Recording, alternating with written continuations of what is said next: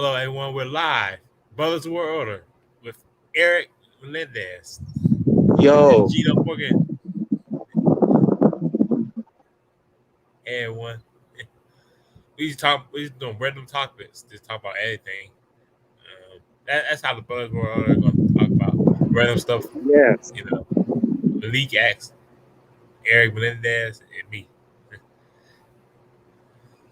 and the other people. You got Omega. Uh, who, hmm who else? Uh, wow, Wayne, Yep. I think that's it. Yep.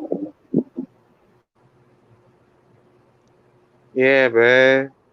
I always say yeah, man, all the time.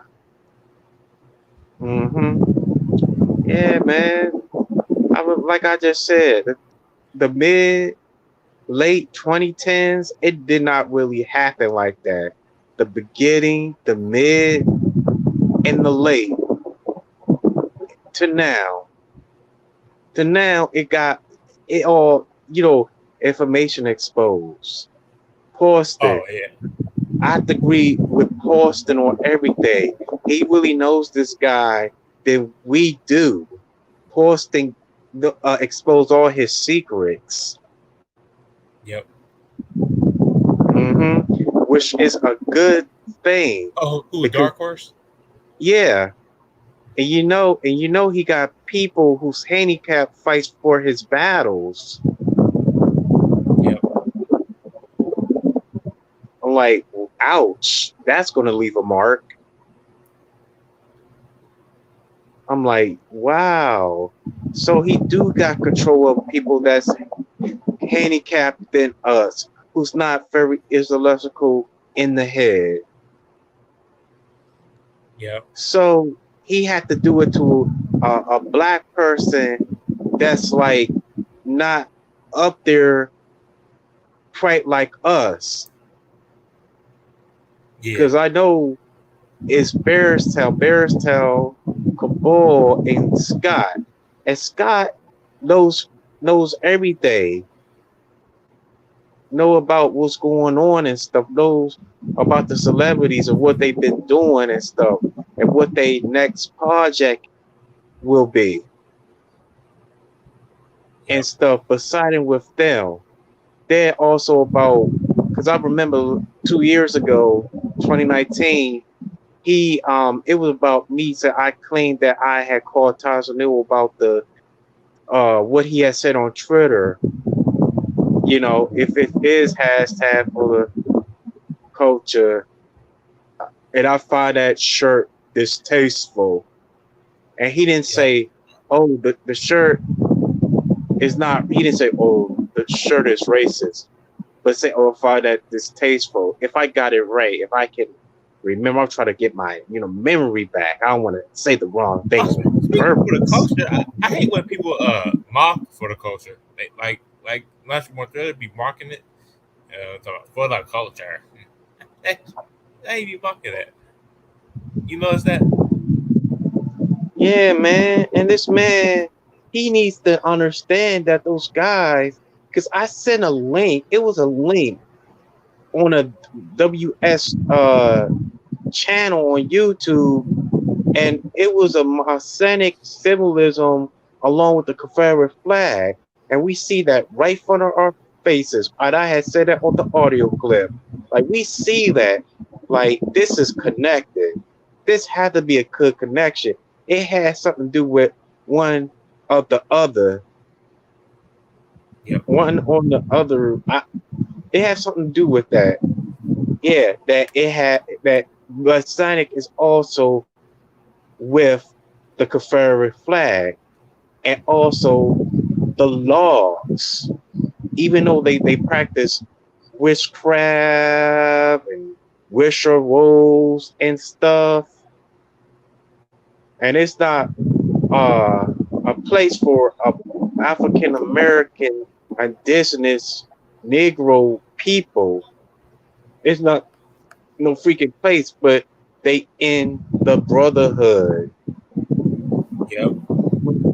Like no black person is not belong in that lodge, knowing there's going to be some whitewash, there's going to be some whitewashing you can't get out of.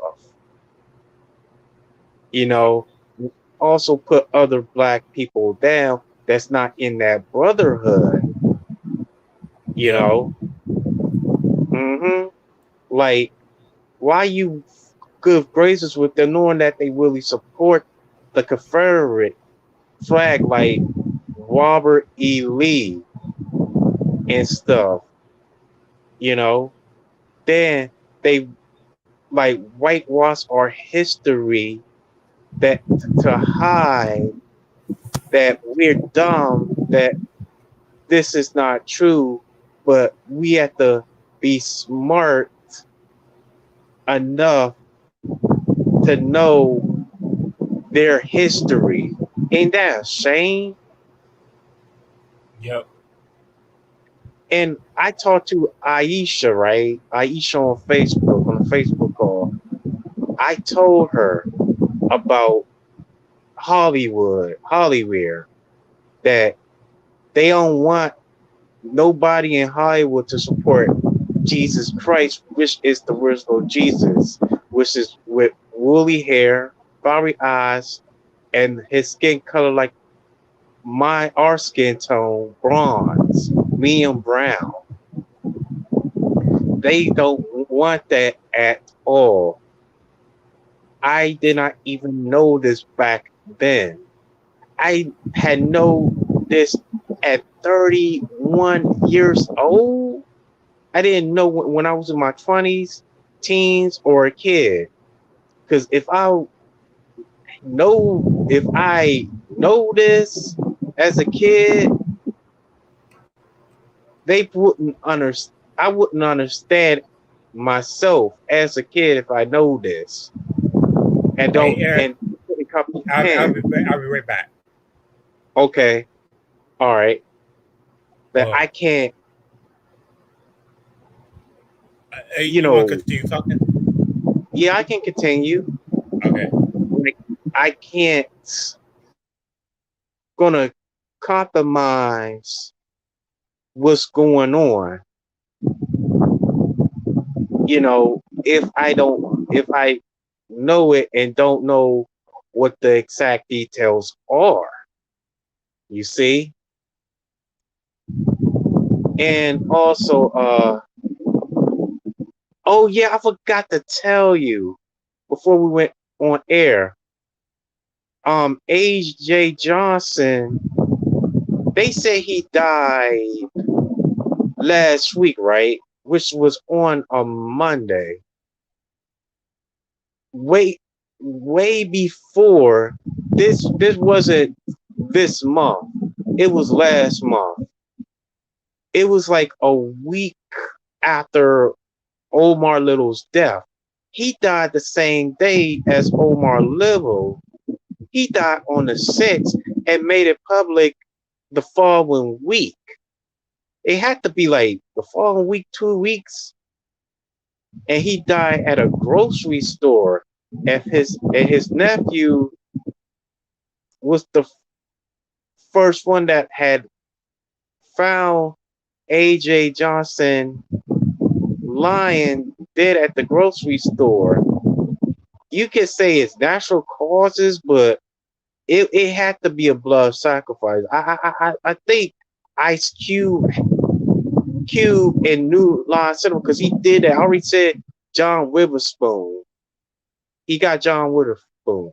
He got Debo. Um, he got AJ John. The reason why he sacrificed them is to have the rights to the movie last Friday. Like the last Friday is gonna be a lot of fresh faces. So they want to get rid and sacrifice the old actors, the classic actors. Chris Tucker is still standing. What's that? Angela Means. Wow, she's tall, beautiful. The red book that was on Cousin Skeeter. She's still alive. She have a profile picture, a cartoon, and she also herself and stuff. Um, Bernie Mac wasn't sacrificed by Ice Cube. I said this on Author's panel. Bernie Mac got sacrificed by Steve Harvey.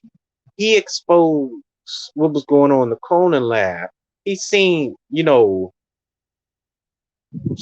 people, like the same people as the same person, bestiality, fight, see them bleed and stuff. And it was heavy on his mind. And uh he was in Pandora's box. Mm-hmm. Pandora's box to see what was going, to see what they was doing. Screwing from your eyes, things like that. I know I try, man, things like that. And when he was in the cloning lab, he had to get chip. The chip controls the final signs of your body and the inside. You're back? Yeah, I'm back. Oh, okay. What was you talking And about, Wolfie? I was talking about AJ Johnson that had died at the grocery store September the 6th and announced like the following week prior that he passed away at the age of 54. The article said he died at the age of 55. Yeah. Because he was born in 1965 or 66 or 67. No, it had to be 66 or 67. And I remember AJ Johnson was in the movie with Master P. I got the hookup, and also Hot Boys. Oh yeah. Yep. And he was in the movie O when he was the dope dealer. And when he was on Hot Boys, he was like stuttering and stuff.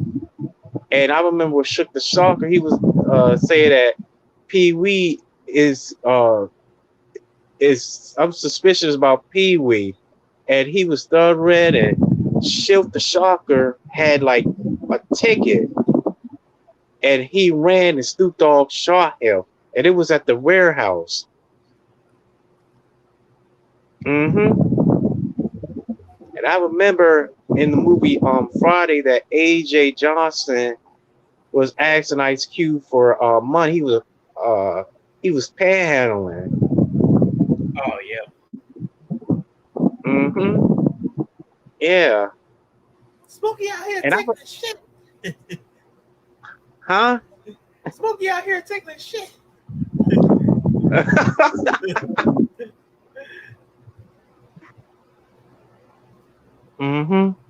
Yeah, that was a good one right there. What else?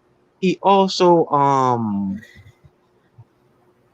because the only movie that he starred in was I Got the Hookup, and find out that it was a low budget movie. Oh yeah. Yeah, I haven't seen that movie actually. 1 and 2. He was on 1 and 2, ain't he? Yeah, I think he was in both of them.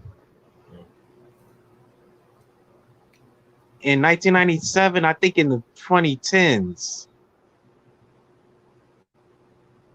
I think it's late 2010, 2019. Yep. Well, I got the hookup. Yeah, exactly.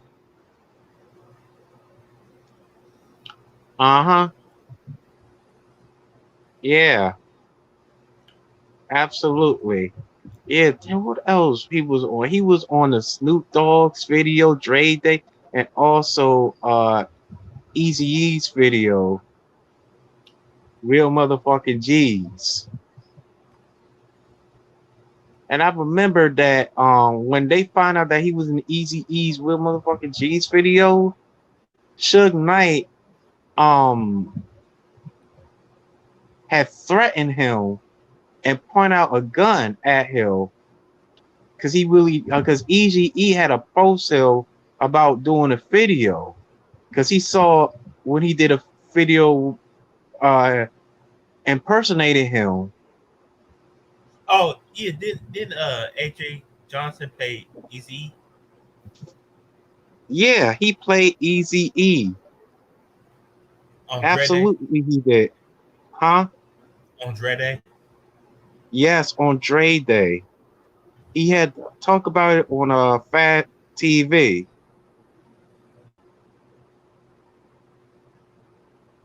I Mm-hmm. did I didn't see a picture, but he did kind of look like Easy a little bit. Yeah, he does. Mm-hmm. Yeah, he does, man. I mean, Easy E about 5'4", AJ Johnson about 5'6". Yeah. Yeah, and I remember he took a picture with Angela Means when they were on the movie Friday when she was Devo's girlfriend, Devo's girlfriend, and it was I think it was black and white. I seen it on Instagram. Mm-mm-mm. Now And, he's gone. Depot is. mm-hmm.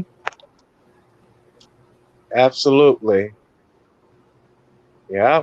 on Instagram. Yeah, man. Hey, I got a notification um from a tall sister, right?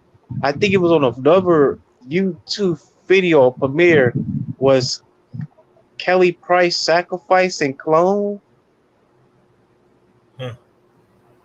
because the report says that she went missing after she left from the hospital.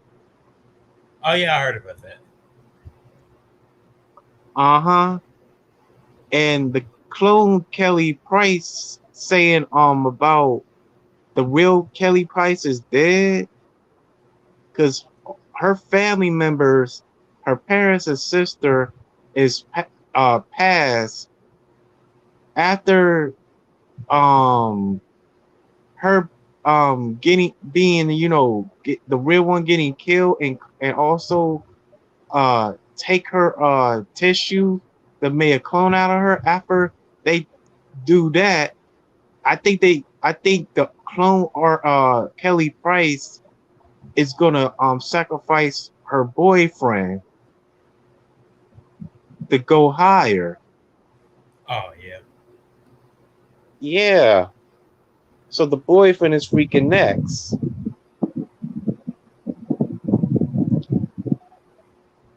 Then I already know they're gonna make money off of her. I don't know what her new album is gonna be. Mm-hmm.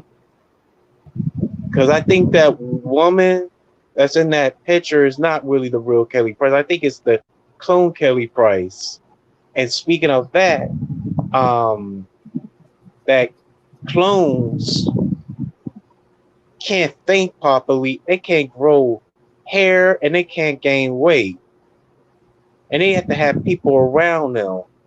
And I think I've seen something like that before too. Where did I seen this at? I think I seen it with people that can't function. It may be something similar, but it's like the opposite of a clone. I mean, if I'm comparing to a clone and a mentally handicapped person, yeah, because they kind of like mentally handicapped people that can't Yep. think properly, huh? Yeah. Yeah, like they have to have them around them 24/7, 7 days a week. But the one thing they had in their intelligence is to be like that real person and act like that real person. Malik, hey Malik, Yo, what's up? All right, peace, brothers. How y'all doing tonight? I'm good. Good.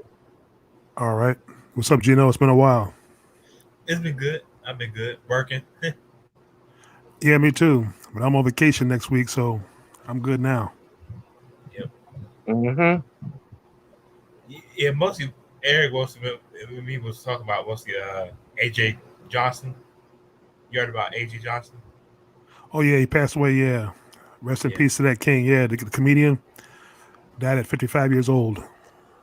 Yep. Mm-hmm. I found out. I did some research to find out he suffered a heart attack in 2017. So his health might not have been good. His health might have gotten more worse as he got older. See, so 2017, 2000, that's like 4 years, I think, Yeah. 5 years. So he was like probably 51 at the time, or 50 straight up.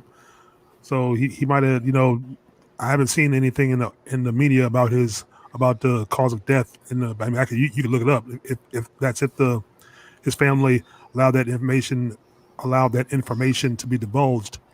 But I'm guessing he might have had some health issues. Yep. Because I've seen some videos on him on Vlad TV. If y'all watch the channel, whether interview rappers and everything, talking about Yeah. stuff in the past. Yeah, he was on there a lot.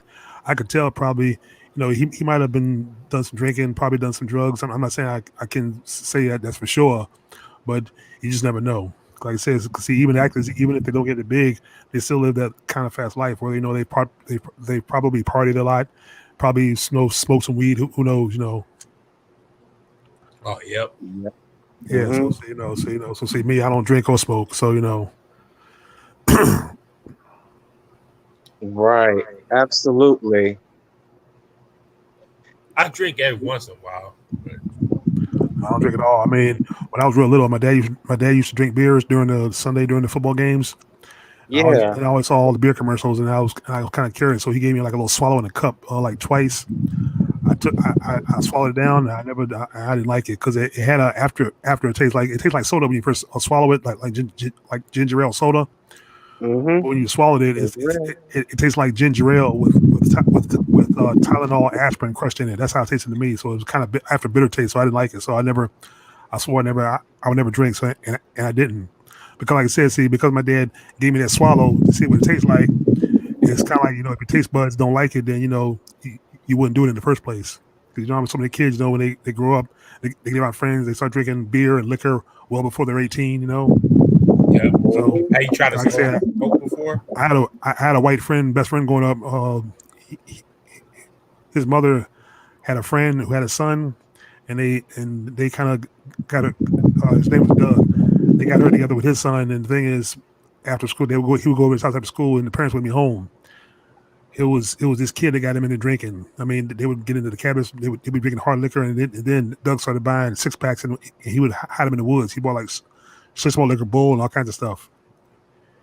He was drinking vodka, all kinds of stuff. And this is well Vodka? before, yeah, vodka, all kinds of like I said, hard liquor. Him and his buddy would be into the liquor and alcohol, and like I said, this is well before I think he was like 13 when he started drinking, 13 or 14. Right. So Exactly. I mean, I was still hung around him, but I didn't drink. You know what I mean? Because I know he did, but I said I didn't do it. Because I said I had good parents. My parents would kick my ass if they found out I took a drink. And of course, he was already smoking cigarettes too, before legal age too. Him and his sister. So Oh, okay. Wow. Yeah. Because my father used to drink. I mean, I used to drink at 20 years old. Because I used to sneak one of old timers bull rides and I get myself drunk and I be having fun and stuff. Yeah, that was in 2010. This is way before I had social media. And I used to drink liquor too. I think the last time I drunk liquor was probably like 2 years ago. I think it was. hmm And what else? And the last time I smoked was like 2 years ago when I was with my cousin. I don't even like smoke and drink like that. Like I want to like have good skin. and drink plenty of water. Yeah. Yeah, I did have pimples last month because I've been, drinking a lot of soda and juice and less water. Yeah, it really be cause you your skin to break out with not only just pimples, acne. Oh yeah, yeah. But pop would definitely do that to you. Yeah, man. Knowing how processed white sugar is. Yep. Yeah, man. It's so processed, man. It's like you will have health problems, and also I know I have a history with high blood pressure, even though every time my blood pressure gets high, drama is waiting to happen. Between me and my mom, we start arguing, and yes, she saw the video too when she asked me about rivals. I didn't want to say nothing because I don't want to start no drama with her. You know, because I'm trying to find some people that never been on YouTube and never been on a panel, but have been on YouTube to come on my panel. I still gonna have y'all on my panel. Omega Magic, Arthur, Brow Wayne, and Tanya and stuff. You know, Oh yeah. to keep it ebanoid. ITB, I don't know. I don't really freaking know because he don't like us being pro-black. Like, what's wrong with us being pro-black? And he talks about us like dog and talk about the Muslim mosques he been in and stuff. Yep. Yeah, yeah, I'm dead serious. And also he threw Who you say Antoine? You no, talking about not Antoine? Antoine. No, no, not I'm talking about ITB. ITV. Yeah, He Antoine thinks hate you, don't he? he thinks he knows it all. Oh yeah. Yeah, it's one thing. It's like a few things that I don't like because he's with film. He's not helping Arthur like he's supposed to do. And the third, it's like he has something against pro-blacks, thinking that uh we hate the white race, but kick it with the right race. Yeah. I just I've been know this. I knew from the middle when he's talking about, oh, he said black this, black that. Like if you have a job, they ain't gonna hear about that pro black shit. He had said something about that, like, who was it? Um, January of this year and stuff. Then I remember he said that I doxed him knowing because I had sent a screenshot to Miss Elite and she posted on the community, and I don't want to say it. I probably will say it off air because I already told Arthur this. You know, yeah, and I'm like, wow. I thought the dude knows about the virtual people and stuff, but this guy has hatred towards pro-blacks, and not only that, it's also black women too. Okay, there's because majority of them are sassy. I get that, but you missing out some good stuff on black women, even though they correct me not to say it and not to be very downgraded towards them. You know, even though I have problems with my mom, my grandmother, and some females in the family. Like I should not be saying this at all because I doing a lot of stuff that I'm not supposed to be doing. You know,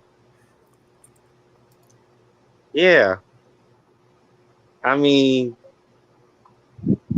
Yeah, I know people made their mistakes and stuff. I get that, you know. But here's the thing, like, like, like, I don't know why he made him a moderator. Who on Arthur stream? No, not Arthur String. He unmodded the guy. I'm talking about Oh, his so-called friend. oh yeah. Like, aren't you supposed to be there? Because I said the same thing. I said the exact same thing to Otaku in the Asylum. I try to keep on telling him, keep repeating I said on audio clips, like, Paulson is right and expose the secrets. I already said that off air.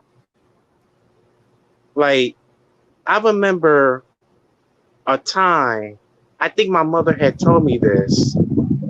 I remember when I was 17, I think I was 17, and we were outside with my father. She was telling me about this guy who was mentally challenged. He thought that was his friends, but it wasn't his friends. It was in Landover Station. Y'all probably don't know about Maryland. So they were hanging out and stuff, and they beat him up because they knew something was wrong with him because he was challenged. I remember she told me the story like a few years later, and the last time she told me this was in 2013. You see, they need to wash out because Paulson said that he has handicapped people that fights for his battles, and I remember what you said, Malik X, that he has control over Scott and Barristown. You know, like, control weak people, manipulate weak people, whoever they handicap, to do something for them. No, you could no. I take that back. The control the weak to do what they you wanted them to do. I like, wow, like, then get caught in a situation that you can't get out of. Yeah. Like, Hey, are you outside? Is that the wind? oh yeah, oh, that's the fan. Yeah, that's the yeah, That's fine. fan. That's fine. Yeah. No, well, I mean, hey, as far as those people go, you know, they're going to do what they're going to do if they're strong minded enough to to say no and not follow them anymore or do what they say like I was or like I did eventually. Yes. That's on them. That's why you don't see me online. And I noticed now two of them, yeah, him and the other one from Texas, his good buddy, they were like brothers for a long time, and now they're fighting because I watched one of his videos and he mentions me. This was like one of the doxing issues. So but like I said, there's no end to them to that bullshit. There's no end. Right. There's no end. All they have to do is say no whenever the time comes. No, Like, it gets them views. That's all it's about. It it gets them views. It will always get them views, especially him. I'm just gonna say him, like him by himself. right, him. Yeah. Like, it's like, I know there are also other people that do this too in that white YouTube wrestling community. Cause they not the only ones. It gotta be them bigger YouTubers that's doing the exact same thing but far worse. Well, the bigger YouTubers don't do that. I mean, they basically have sponsorship, and they know they're not involved in what you call straight drama, but they can talk drama as far as the wrestling stuff goes. Like guys like JD from New York and all that stuff. They don't care about this. I mean, we as fans might mention them and talk about them and respond to them, but they're not going to care unless we become somebody. You know what I mean? Oh yeah. Right, exactly. I was wrong. Cause see because JD from New York, he said something about Alexa Piss, and her and other wrestlers attacked him on Twitter. So no, see, he has a kind of pull now. See, when I respond and say something to him, they ignore me. But a lot of what I say that take my two buddies in, they retweet them. As a lot of times, I'll get likes for it. So they hear what I'm saying. It's just like I'm not nobody. So like I said, if I became somebody, it'd be a problem. Right. A freaking problem. Wow. And see, I come at him even harder than JD and all of them. I come at him real hard. So. And I'm pretty sure they see it, but a lot of times by certain ones I'll get blocked because I'm I'm shooting straight hard, from the hip. I don't sugarcoat it. And see, JD might say a little insult right there, and because of who he is, and because of his subcount and who backs him, because he's got corporate sponsoring sponsors backing him. See, me, the reason why I'm not corporate, or I'll probably never become corporate, because I don't like following rules. And I like saying what I want to say on my channel. See, I probably could never have. I probably could never have backing. I mean, I could pay for viewership. I could pay for viewership. That's probably the only thing that I might do if I really wanted to get the message out there. But I would pay to put my message out there myself and the way I feel and what I really want to say, and not say it just from a wrestling terminology standpoint. Right. Absolutely. Yeah. Mm-hmm. Yeah. That's what did good. y'all think about Big E being champion, being WWE champion? Well, Bobby Lashley was better. Let's put it that way. Oh yeah. I got a feeling he's going to be McMahon's boy. See, he's more kid friendly than he's more marketing to kids friendly, especially to white kids friendly than Bobby Lashley was. And see, now one good thing out of this, I like that the Hurt Business are reunited. I like that, but I like to see that. I like to see Bobby Lashley get the belt back sometime. Yeah, me too. Yeah. I mean, he had it for a long time, but the switch was, let's let Big E, because I guess Big E because he earned it, but still he still, like I said, it's the new day. The cartoon outfits, the swivel dancing, which I don't like. Yeah, twerking and stuff. I hated that. Blue Bay twerking. Yeah, let's put it this way: New Day's still cooning in a sense, because now I heard somebody on Facebook that Xavier Woods all he dates is white women, which I can see that. I can see that because he seems wrong with that. He seems like he seems like that type. That's somebody said a comment on Facebook saying he only likes white meat. I'm like, okay, yeah, that's another one with a problem. Because that is the big problem. Sorry to interrupt. Go ahead. No, go ahead. No, I'm saying about the Honorable Minister Farrakhan says you can't love yourself. Basically, if you got love for the enemies, women, and not love for your own women. Yes, that's right. Yep. Mm-hmm. Yeah, Xavier Woods needs to listen to the Honorable Minister Louis Farrakhan. Not only Xavier Woods, also Black at Keep in Line and Indigenous wrestlers. But in order to get them to listen, you got to get them to read the books first. Then they might listen. Sometimes it starts with the books, Oh, yeah, the books. If I could, like, if I could afford to send them, like, because a lot of them have like Amazon account gifts where fans can send them gifts.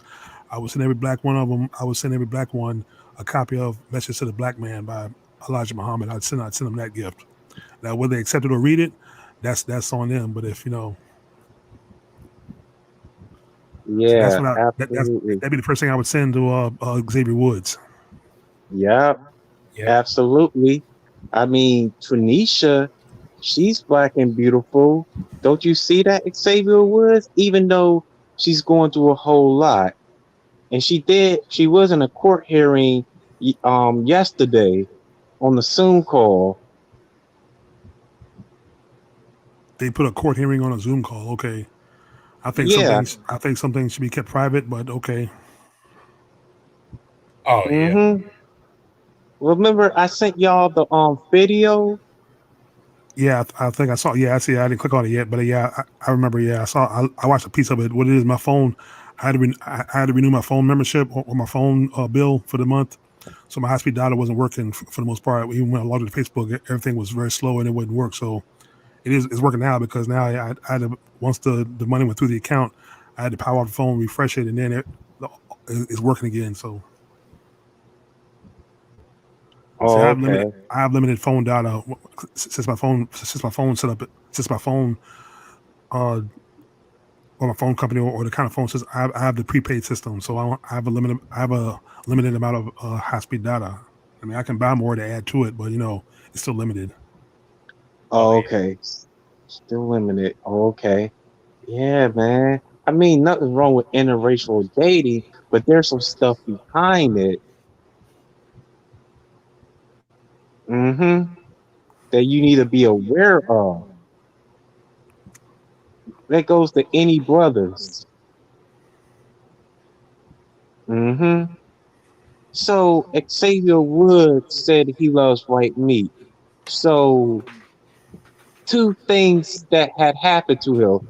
Maybe a female family member had abused him, or maybe a previous relationship he was in like years ago that made him feel the way he's feeling now towards black women. Well, he didn't say he just loves. The Facebook post I read said that the guy said he heard that's all he likes is white women. That's what he heard. I think he probably likes Wow. all. I think he probably likes all women. Maybe he just happens to be dating or liking a white woman right now. I mean, who knows? I don't know what's going on in a man's mind, because we, like I said, we don't know these people. And we're not going to know much Right. about their personal lives, only what they tell us in the media stories or anything like that. You know what I mean? Yeah, I know what you mean, Malik. Mm-hmm. They're only, Wow. they're only going to tell you what they want you to hear and hope you like it. And then they hope you think that's what the real life is when it's not. Wow. Mm-mm-mm. I can't believe that certain wrestling YouTubers don't even talk about this a lot. Mm-mm-mm. Wow. Even though he be playing that trumpet.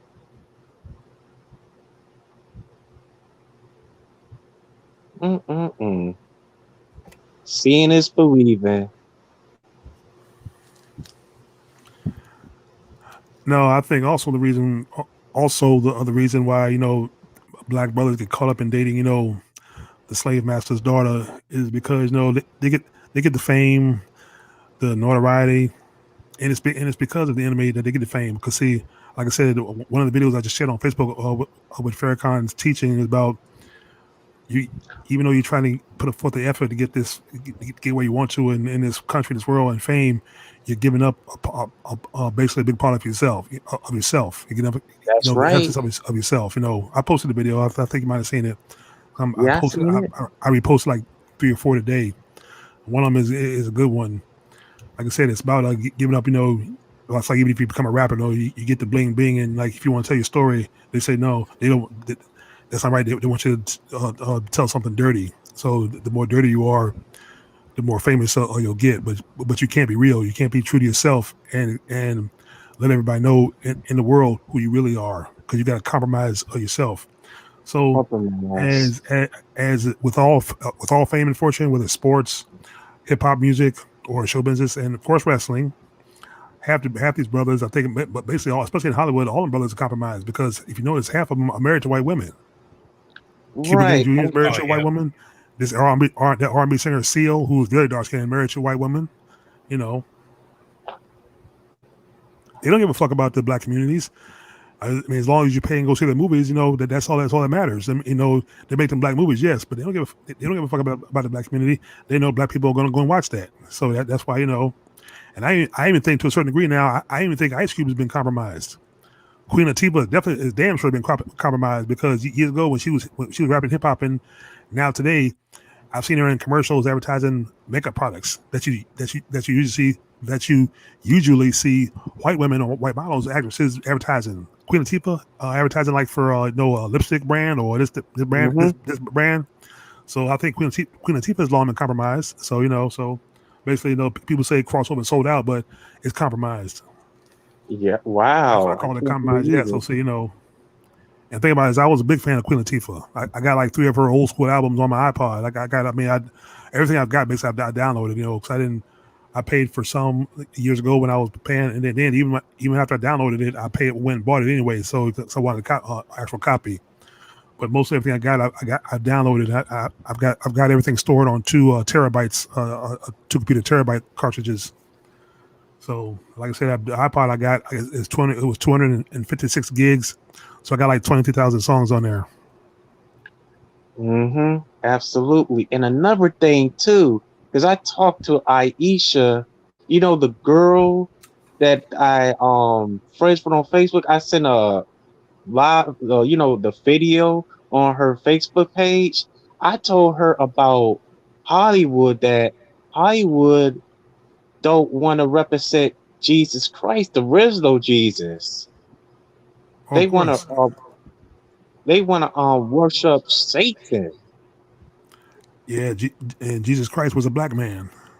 That Yes, was also in one of the videos I shared on Farrakhan. So, or from Farrakhan, excuse me. right, absolutely. Jesus was an African. Yes, There's actually one African. rapper I know. There's one rapper I know who in his video wore a T-shirt that said that a long time ago, back in the early '90s, the late '80s. G. Do you remember a group called Boogie Down Productions? You ever heard of them? Oh yeah, I heard him. All right, if you look at the video, at the time they're not together anymore. Now it's the lead guy is Karis One. He's just by himself now. He's been disbanded Boogie Down Productions. But if you look at a music video called "Love's Gonna Get You," Material Love. Actually, it's on Facebook. I can see the link to follow Boogie Down Productions because it's a channel, it's a follow page where you can watch their old videos, and that's one of them. And one of the scenes where he's rapping, you see the shirt. It's like a dark blue shirt. And if you look at it real closely, that's what I noticed in the video. On the front it says Jesus was an African. That's right. He was basically the only he was basically the only rapper. This is how I got started. I was inspired to read more about my history because he's the only rapper who would tell his fans or read a book. Oh, dang. One of his classic songs was "You Must Learn." If you watch the video, it's a very powerful video. Wow. Absolutely, man. He's telling the truth. Oh yeah. Wow. Mm-mm-mm. Did he ever got into mainstream? Oh, he was mainstream for the most part as far as hip hop community, but as far as like the bigger stations or like as far as big media, the radio stations wouldn't play him because he's always telling the truth. So that's why he was, let's put it this way, he's in his 50s now, or probably older in his 50s. He's still rapping, but he's always done his underground solo work. So basically, as far as back then, he was on Yo MTV Raps a lot. When I was on the air, and he's been on the show a lot. He was on the show a lot as a guest, and he would talk. There's the only place you would see him talk. And also, if you remember BET, there was a episode of Got Rap City that he did, which I still have on VHS. I got to find it. He was the guest. And that was one of the best episodes they did because he was always, the broadcast was from a homeless shelter that he grew up in. He grew up in a homeless shelter, and he became friends with the social worker that they used to butt heads, because of political differences, but they became friends. And the guy's name was Scott something, but his rap name was Scott LaRock. That was his DJ on the first Boogie Down Productions album. And the thing is, Scott LaRock was shot and killed. So, but he was a social worker, and Karis One was in a homeless shelter most of the time. But Karis One had a talent for poetry and writing, so they got together. They loved music, and rest is history. Like I said, they became Boogie Down Productions with a guy named D Nice, and so I think they were together for like maybe 4 or 5 a year. Like I said, I have all their albums. I have I think 3 brought. The rest of them I got downloaded. Actually, the first one I bought, you can buy the first one, their debut one. You can buy it on a reissue double CD. It's got like the regular album, and then on the double CD, it's got like on these tracks, bonus tracks, and like also a radio interview. But it's called Criminal Minded. They call it Criminal Minded. Yeah. Oh, I remember that. Yeah, Criminal Minded, the deluxe edition. Don't y'all hate when y'all buy an album and then they come out with double CD? Well, yeah. Well, see, originally, yeah, if you buy it was on vinyl, yeah, that's all it was. But like I said, see, with technology and CD and the singles, you can buy like actually one track on that album I already had on a compilation album, but I didn't know it was them because it doesn't sound like nothing they made, but it was them. It was like their first underground track, a demo tape track. It was called Success. And I didn't even know it was them. but it was under a different name. Like I said, when you buy the Criminal Minded double CD reissue, it comes with a booklet. You can read the booklet of all the pages of how it came about, how they came together, and how the tracks were made, and how And if you remember a song called "The Bridge Is Over," that was them because it was a diss at Marley Marl and the Juice Crew because they had a little beef with the Juice Crew. Keras One was trying to join the Juice Crew at one time. He sent him a tape on the radio. It was a guy named Marley Marl and Mr. Magic. They had a rap show, and they kind of dissed them. So, and then also like this guy named MC Shan who had a song called "The Bridge," because basically like it was a feud over where hip hop came from. Because everybody knows hip hop started in the South Bronx. That's where Keras One grew up. It was the South Bronx. Mm-hmm. Shan said it was from the Queens Bridge, and it wasn't because Biz Markie was also part of the Juice Crew, as was Roxanne Shante. And Shan did a song called "The Bridge." And then, and basically Keras One and Scott Rock got together and wrote "The Bridge Is Over," knocked him out the box. But if you heard the song, it's a nice song. But like I said, it's on the album, the first album, and also the clean version is on the album. Is on the second CD because the second CD is all like I said, release singles, basically remastered and everything. Is clear. It's like it's a double CD. So I got it off Amazon. I mean, I downloaded it, but I got it off Amazon too. I just wanted a copy of it. So I read the book and everything, and everything. So I got all their stuff, and I got all Keras One stuff by himself. Yeah, he's awesome though. He's an awesome rapper. Mm-hmm. He's a legend. He's the greatest of all time. Of course, some legends we lost. Like I said, Biz Markie passed away. Ecstasy from Houdini passed away. One of the Fat Boys passed away. Prince Markie D, the light skinned one. Let's see who else. There was somebody. I saw a post on Facebook. That's how I know about this. It was 6 rappers we lost. The guy from Digital Underground, Shock G, who's also known as Humpty Hump. Oh yeah. He passed away. Yeah. Yeah, just do what you like. I got I got all their stuff too. Yeah, they were awesome. Yeah, see, hip hop back then was awesome. It's bad now. Oh yeah, it is. Mm-hmm. Absolutely. Yes, G-Sock and Biz Markie had both died at 57 years old, correct? Yeah, Biz Markie was battling, I think, diabetes too. He had developed the form of diabetes, and he couldn't. He was in the hospital for a long time. So, but he finally lost it. Yeah. And who else died at 57? How was Houdini? Oh, that was Ecstasy from Houdini. He died. I don't know what age he was, but I know he died. I don't know what kind of health issue he had. Maybe it was just, I don't know. It could have been anything. A lot of the guys, the older they get, they still eat the same kind of food, and it's not right, So, they, it is what it is. Actually, if you remember a guy named a Guru from Gangstar, he passed away years ago. I think he was in I think he just turned 50 in his late 40s. He had a heart attack and died of a heart attack. Actually, a Guru I met. You remember a song called "These Words That a Man Manifest"? I think so. It was in the 80s. Yeah, no, well, he was part of a group called Gangstar, but his name was Guru. Guru? Yeah. You can look him up. He's probably on Facebook. There's probably a page for him. Yeah, but he was good. I met him. He was actually in Richmond. Me and a buddy from work went to Buffalo Wings, get some stuff for a little dinner party we're having at the job. And my boy spotted him outside the Buffalo Wings talking on a recorder. And brothers was coming around saying what's up to him. And then before we left, I wanted to meet him and speak because I never met a rapper before. And he was cool. Like I said, he didn't have a click around him or nothing. Like he was talking. No, he was nice as me. I shook his hand and said, "What's up, man?" I even told him I was a fan. Said, I told him I'm an old school fan. He said, "Thanks, man, for hollering at me." He said, because I told him how I like Nucleus and some other groups, and he goes, "Oh yeah, Wiki, yeah." He was cool because he said actually his boy was with him. We didn't get to meet him because he was inside eating wings. DJ Premier, that was the one that like his producer makes beats for him. Mm-hmm. He was inside making, but we didn't go inside and try to bother him. So because we had to get back. So but I met Guru. Like I said he was cool. And then years later when I heard he died of a heart attack, I said that's sad. Wow. Okay. Yeah. Oh yeah, that's right. You did. You still have the picture on Facebook. Well, he wasn't in the picture. That wasn't him. One of those guys wasn't him. But like I said, I met him. I can see his picture.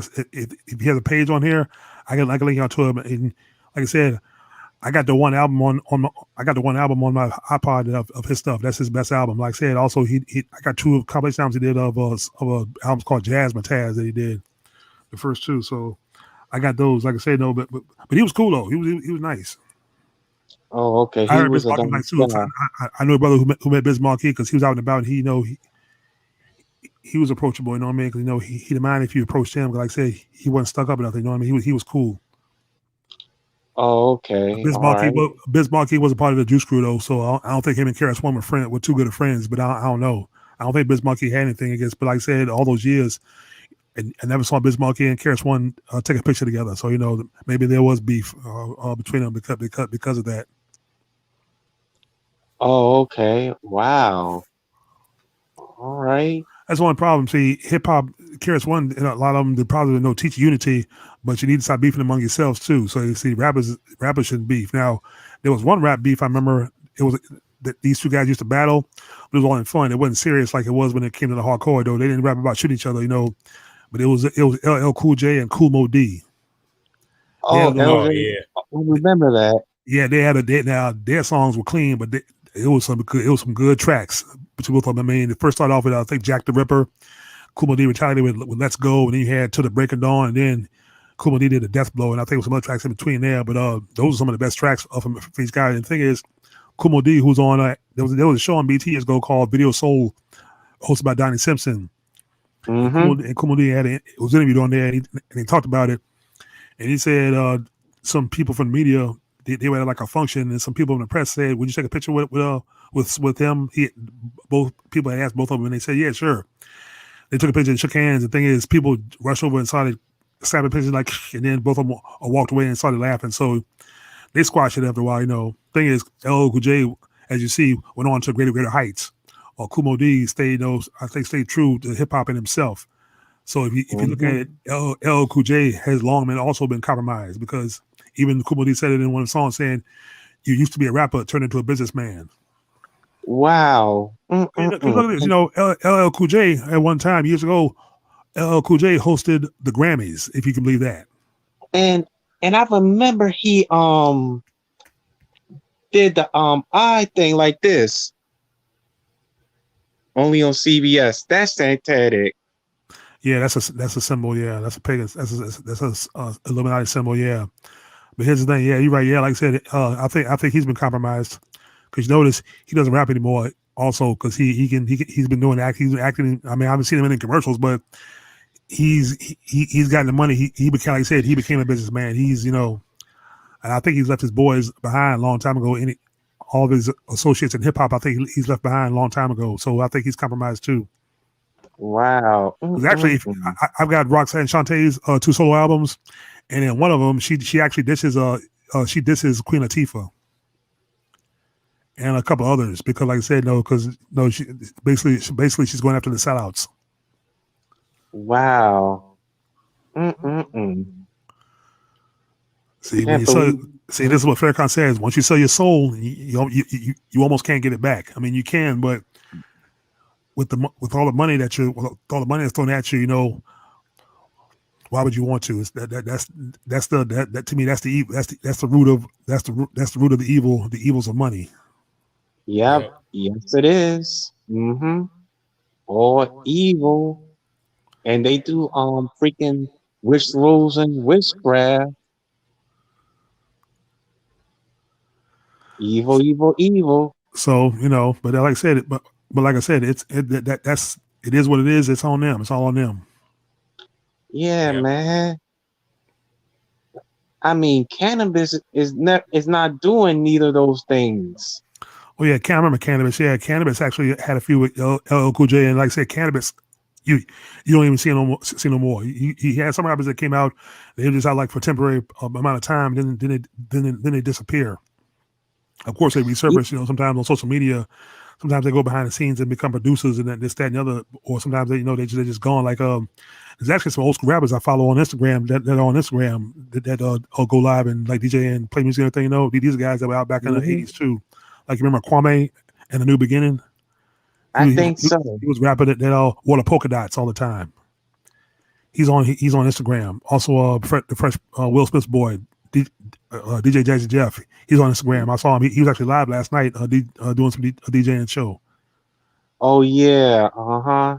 And Yeah, he was so on HBO when yeah, they so did the a lot of them are on Fresh social Prince media of now. Bel Air reunion. Go ahead. Sorry. Yeah, he was on reunion, the Fresh Prince of Bel Air reunion. Yeah, I didn't watch that because I don't have HBO. Also, actually, he was at Will Smith's house months ago on a Zoom call that you had to watch and follow and watch or get invited to. It was in Will Smith's house. They was Jazz Jefferson house, and they performed like 2 songs because Jada Pinkett was there in the background. Dancing and everything. Because I think he performed a brand new funk. So because Jazz Jeff, I think they said he had contracted the COVID-19, but he was better now because he's got both of them older. Because he had a gray beard and everything. So they're still Oh yeah, I friends. Yeah, remember. him and Will Smith are still friends. So. And also, I saw one of the guys last night. He wasn't DJing, but he was like interviewing with a dude. It's the dude from De La Soul, the guy that calls himself PA System Pacemaker Plug 3. He was talking on that site. He was talking about the business and everything. How Tommy Boy was cheating him, and how because when with all the streaming services, how it hurt the business and everything, hurt their money. Like when Napster was born, because Napster was built by people who went to college, how they would upload and share songs and everything, and they had to pay for it. So Napster kind of hurt the business, Right. That was the start of it, but it's grown up to it's long blown up since then. But beyond Napster, because now you got other streaming services, you got iTunes streaming services, and of course for me, you have straight torrents where you can just download albums, which is how I got most of the stuff I have now, which is just downloading it. Because like I said, I know the artists want to make money and have people buy it, but people can't just buy 15. Like I said, I used to buy CDs like that because 15, but I said it was expensive. You know what I mean? It was Yeah, expensive. expensive. I want to make money, but the compress. So thing is, I mean, I don't advertise it. Tell people, a lot of people that I do, but I say I download it. Like I said, because you can download it now. Now some downloads are paid for, like off Amazon. Like I said, there's a torrent site. It's a foreign torrent site, which is based in Russia. But you can download and share almost all kinds of stuff, old school, new stuff, everything. Yep. That's how I got like I said, my first terabyte is full. It's almost full to the brim with music. And then I have a second one I bought, which is half full. Right. Oh, okay. That's what's up. Because there's really not much I want to download now because I got everything I want to like listen to. So there's probably more old school stuff. Because I'm still finding out about more old school R&B and soul singers that I didn't know about before, which I find and download. If they're available. You know what I mean? So, like I said, old school was very vast, and it's still I'm still finding a group or so, a funk group or so, where I didn't hear about before, and I said, okay, I never heard of them, and I said it sounds good. But the thing is, when I hear them, I recognize a song because it was sampled by a rapper. That's how I recognize a certain songs, certain pieces. Oh yeah. Mm-hmm. Like I found out about a group. I bought a double CD by them, but I downloaded all their stuff too. They're a group called Pleasure. But the Fresh Prince in his old stuff, like for that track "Brand New Funk," he sampled from Pleasure, and he sampled from a jazz artist named Donald Byrd for this one track. Bird? Yeah, Donald Byrd. Yeah, he's a jazz trumpet player from back in the days. I got his stuff too. Oh, okay. And he's black. Yeah, and he's black. Yeah. Wow. Yep. I see. Now we have a clear understanding. Oh yeah, back then the reason why hip hop was so good because it was sampled like I said they sampled James Brown like nobody's business. That's why James Brown got so rich when he sued him, and finally the company started paying him for all them samples. Like I said, Bismarck he sampled him. Actually, James Brown's group, I got a compilation CD that by the JBs. That was one of James Brown's bands. That consisted of the horn section that became part of Parliament, and a guy named Bootsy Collins, who was a bass player who went solo by himself, who was down with George Clinton also in Parliament. They were part of James Brown's band called the JBs. JBs. The JBs. Yeah, it's like J period B period. JBs is like James Brown. They call it JBs, and they made many albums. I got their stuff. I got all their stuff too. But one CD I bought brand new, and I read the booklet saying that their material has been sampled by more than 35 hip hop artists.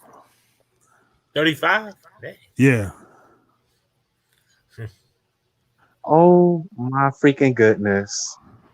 Well, yeah, it says that. See, if it wasn't for James Brown, the Godfather of Soul, you wouldn't have hip hop because James Brown was a god. Since he was Godfather of Soul, he invented, as you know, like I said, this is what Karis one says in the beginning of one of his albums, the Boogie Down Productions albums.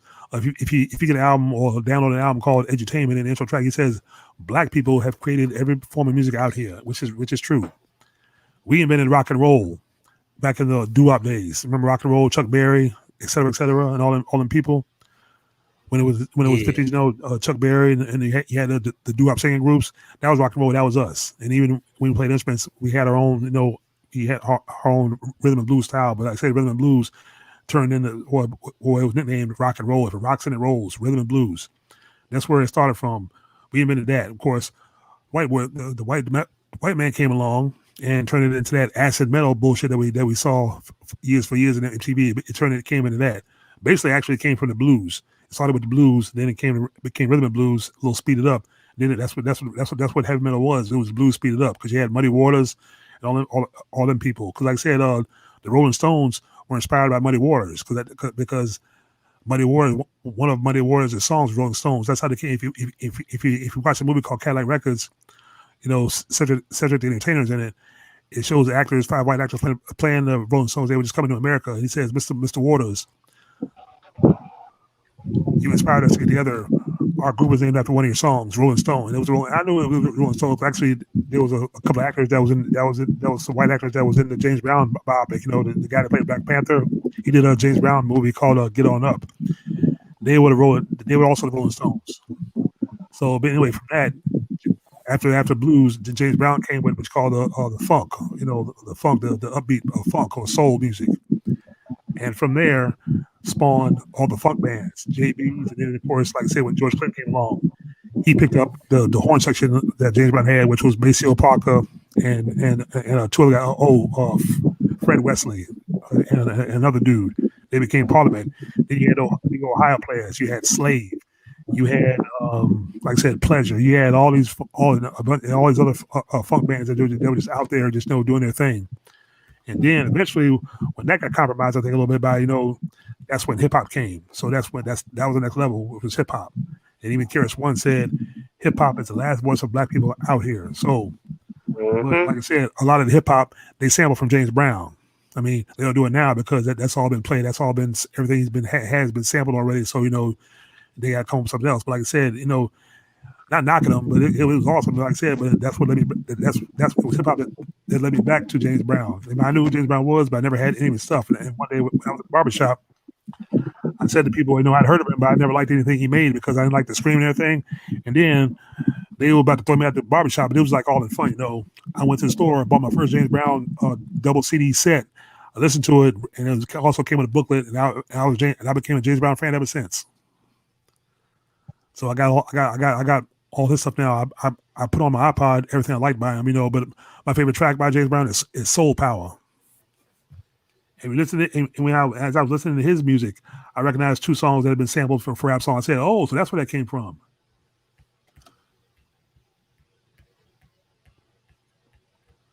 So that's also a part of Black history musically. Mm-hmm. Like I say, it starts with Karis One said, "Black people have created every music. Black people have created every piece of music out here," which is true. Like I said, one of my books I'm reading, it's called "Black People Invented Everything," which is true. Not just music, Yes. but like I said, the cultural society, objects and resources that we use that we created and came up with, just from ancient times.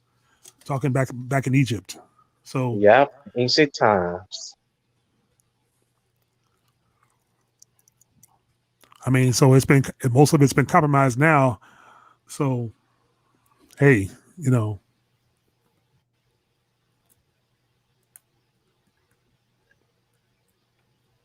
Wow. That's good, man. It's like I'm learning even more and more and more. Mm-mm-mm. I mean, research is important. You gotta learn about your people. And one thing I look at is I share 2 videos on from YouTube. what the school system didn't taught us. They ain't teach us about the black men that was in the Civil War, and they freaking left that out. That we don't even exist, and we were in the war with white men. That's freaking shocking. Like, why would they left the black men out? Black men out and had just the white man fighting enemies in all Europe nations. Like, I don't get it. hmm And I saw the drawing of when it was a white guy laying down on the ground. The They draw a black man having accelerated features, and I know what was seeing is that I seen it on cartoons. I seen it on Looney Tunes slash Merry Melodies when they depict black people with accelerated nose and lips and talk thin with it. You were Yeah, saying something? yeah, I saw that. Yeah, I remember seeing some of that. Yeah. See, that's the kind of design. I think that was kind of the part of those drawings or that cartoon drawing schematic or that you see on the animation. It's almost the same kind of design we saw on Jordan Miles' shirt where the Yeah, controversy started. Yeah, that's what kind of saw the same. You can see it. Yeah, yeah. But, go ahead and continue, brother. yeah. And they, well, I'll find me a rabbit and I will go back and make me a rabbit stew. That's what they was downgrading the stereotypical black voice. Like Oh, we, so the Elmer Fudd voice that was making fun of us too. yeah. Oh, Uh-huh. I didn't know that. I know that. Well, that's new to me, but I can believe it. Yeah, it was the episode on a black guy. He was like Elmer Fudd. He had the hat. He had the collar shirt with the jeans with the suspenders. The Oh, okay. jean the what was it? The jean suit. The Oh fuck! I can't even think of the freaking name. Okay, if you can find that, link me to the video. I like to see how he sounds. But it's like I said, it's probably something hard to find now. If you saw it, but link me to it if you can find it again. But I can believe it. Yeah, it's like, you got to remember to see the Bugs Bunny cartoons. I mean, I watched them. They were classic. And they were funny because I have them on Blu-ray. I was like Volume 1 on Blu-ray. But those cartoons started in the 40s, I think 30s and 40s and 60s before they were really colorized and before they were And the voice actor for most of those characters was a guy named Mel Blanc. But Yep, Bill Blank. I could see where the Elmer Fudd was, I guess, a stereotype. Yeah, because I kind of wondered where that talk that instead of rabbit it was wabbit with a W. Be very very quiet and the whole ha ha ha ha. I'm just Yeah. yeah. See, I didn't know that. See, that's if that's true, and I'm pretty sure it is. That's another cover up right there. See, so they're taking a character where how he talks, and they're gonna use it for entertainment, and it's funny. So okay, I see you found something. Okay, And he had a turtling on. If you're over the age of hmm 35, this is how much earwax. And I remember at the end that they was gambling, and and Bugs Bunny had stripped him. No, no, not stripped. He took his clothes after they were gambling, and Bugs Bunny had won.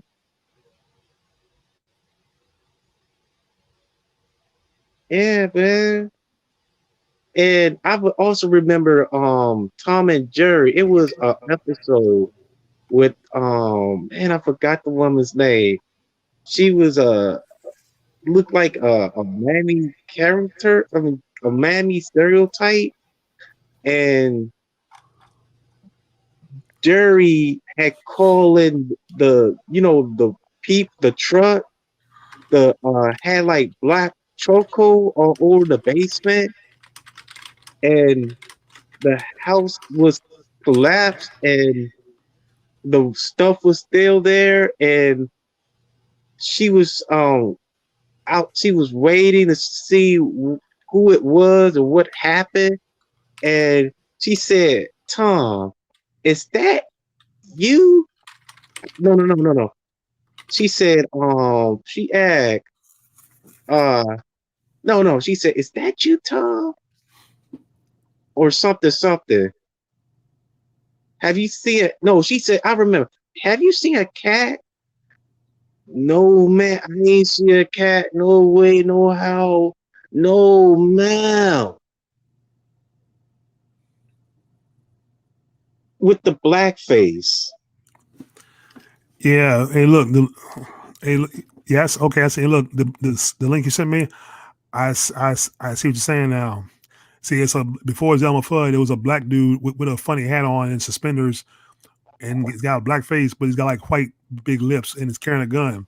So this is what I'm guessing. This is what inspired Elmer Fudd later, right? Yeah, correct. Oh Yeah. yeah. That's very racist. Yeah, I see that shit now. I, I see that shit. Yeah, absolutely. Uh-huh. I see it now. Yeah, see. Now it makes me want to throw away my Bugs Bunny Blu-ray. Damn. Oh boy. Yeah, man. I No. saw that. Okay, yeah, I never saw that. See, I wasn't even born then, probably when that was out. See, and that's something that they never showed on TV when I was little growing up, and I got cable. This is back when first when in my area we first had common cable vision. Uh, TNT used to be WDCA TV. That's what channel name was. And then you had 27 before it became AMC. It also showed cartoons, but that's why they showed all these old cartoons, the Bugs Bunny cartoons, before the newest ones on Saturday mornings, the ones from the 80s. But that one that you showed right there, I never saw that one at all. Never saw that one. See, that's probably something they probably buried so the media wouldn't see it. But see, now that we know about it, that now that it's out there, yeah, then Warner Brothers has always been probably another one of those slave master companies too. Because like I said, because remember Prince was on Warner Brothers for a long time. I remember when he had slave tattooed on his face. I was in a contract. Once his contract was up, he sued him. He went out on his own. He eventually, I think, beat him in a lawsuit and got the rights to all his masters and owned them because before he died, he was making music and selling it on the internet. So basically, when you buy it, the money, credit card or otherwise, the money goes to him directly or goes to his account directly. That's what he was doing because that's what inspired other artists to do that. And like George Clinton for years, when George Clinton had Parliament, they had the wrong people around him too, and like the band and stuff went against him or left him because of money disputes, but it was because of the outside people, probably white people. But eventually, as Clinton, gained traction on his own, he sued them, paid his boys, and they eventually got back together too. Or we lost Brother Eric. Oh yeah, I think he's trying to be a model. I was able to make you model my. Yeah, see a comment and say what it is. If I'm in comments and you know them, all you do is click their name and mod them up because I got him as a model on my channel whenever I go live. I never go live very often. Yeah, on my GM Morgan TV channel, I was able to make you mod, but not on my brother's word order. Yeah, of course, yeah. I make a mod on there too,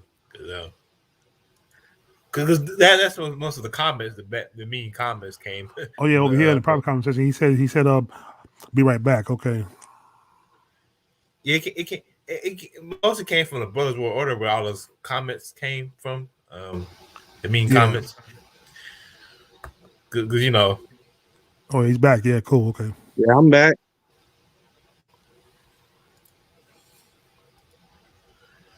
Did you comment on my Jim Morgan TV or the? Yeah, that's what I commented. That's what I commented from. Yeah. Yeah, I got a simulcast on Brothers World Order YouTube channel and our Jim Morgan TV.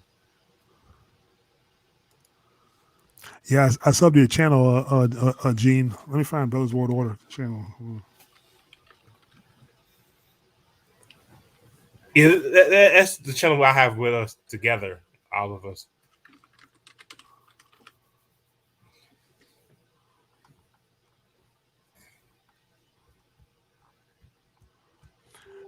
Yeah.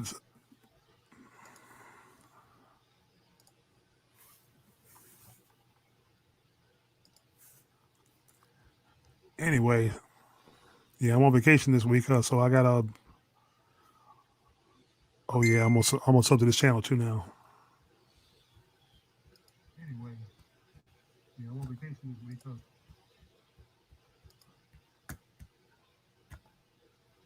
Hello. Oh, Yeah, I'm still here. Yeah, I'm just switching my account so I can sub to the channel.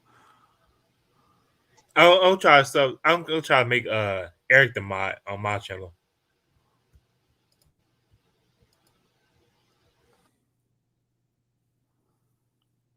Yeah, I said, yo, what's up?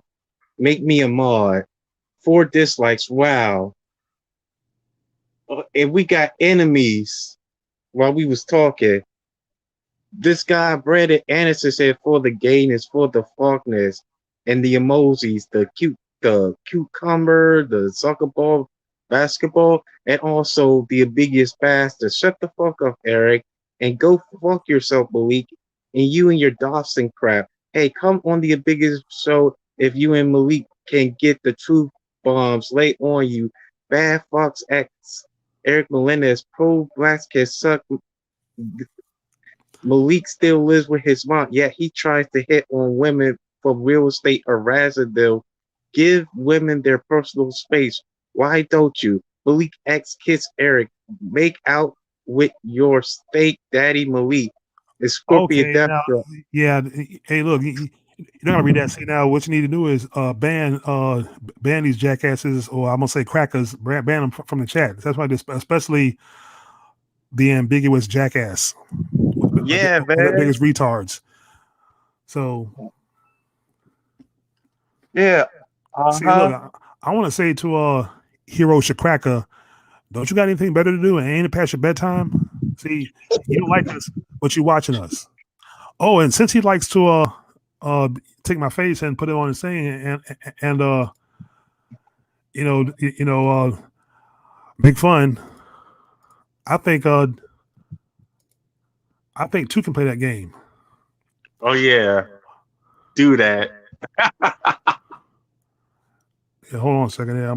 Yeah, here we go. Edit avatar.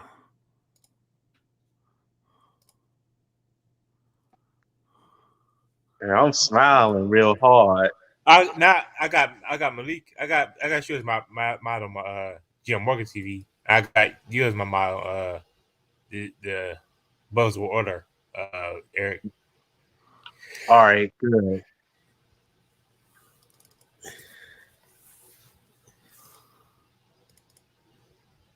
Yeah, man. And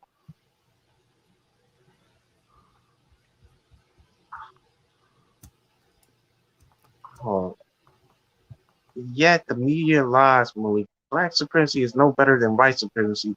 Equality overcomes all. Your singing is god awful, Eric. You fucking suck at singing, Eric.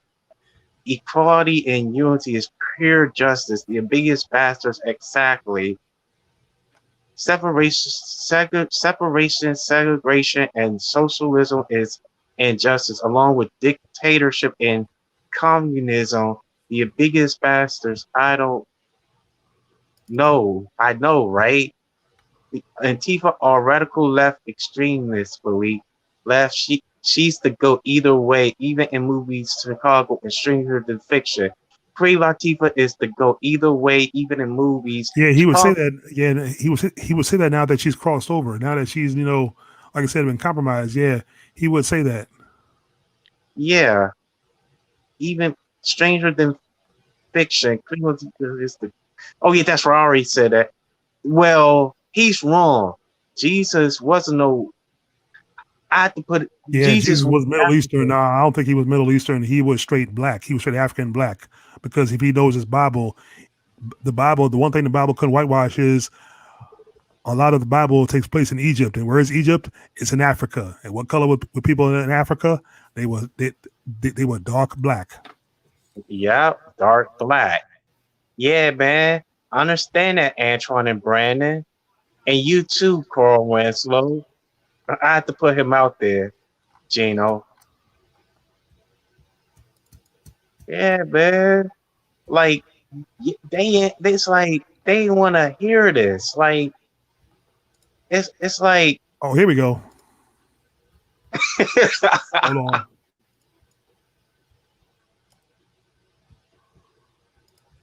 this is why I can't go mainstream.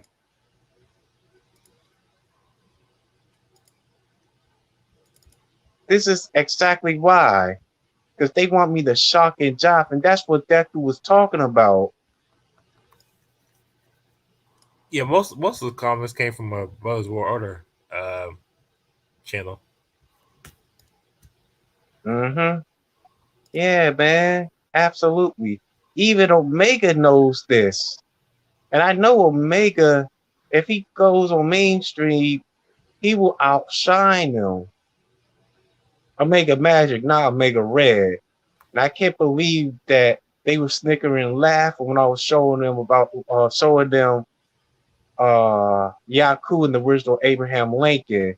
And I remember you was telling me how they were with the snickering, the laughing, and this is important. Here you go. Oh, well, I'm all right, everybody. This is the ambiguous retard. If you look at my face, my smiling face, I got the ugly haircut. Oh, hold on a second.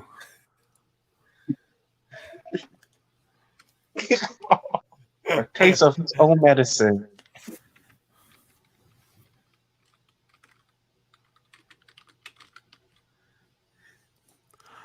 All right, everybody. It's the ambiguous retards. Two can play that game. So how you like this? Hi, everybody. Wow. It's Hero Shakraka. I'm here to tell all the white lies that have been passed down through all the generations. Jesus was Middle Eastern, but but in all the books and all the images, he's a white man with blue eyes and brown hair, which wasn't him. That's a pagan spell that's been cast that we're starting to break now. See, Jesus was African, but we don't want you to know that. Yeah. Also, we don't like black supremacy, but it's not black supremacy. It's actually black equality. You know what I mean? I mean, you guys can go on they can go on the dumb show and say everything they want to say about us, but they're sitting there watching us. All we had was 2 viewers all night, but all of a sudden they're in the comment section saying this and that. Right. I'm down with a can Georgia cracker, who actually made me cry the first time I met him. Him and his former butt buddy Peckerwood Polston, and now they're feuding. Why I don't know. But see, this is what the cracker horse does. But he's my good buddy. But he made me cry. He made me cry twice.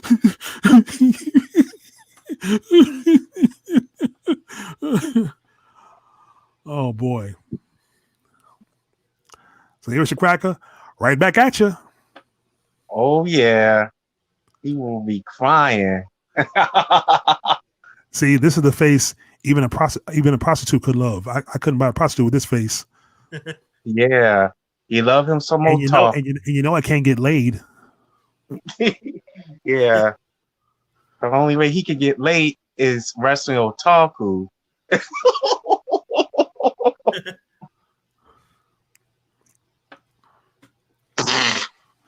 And he used to go, and I used to go after Taco too, folks. Yeah, I used to go after him, but now I kiss his ass too. So, hey, it is what it is. Whoa, that's gonna leave a mark. This is Hero Cracker. Excuse me, it's Hero Cracker. Hero Cracker. Not so vintage.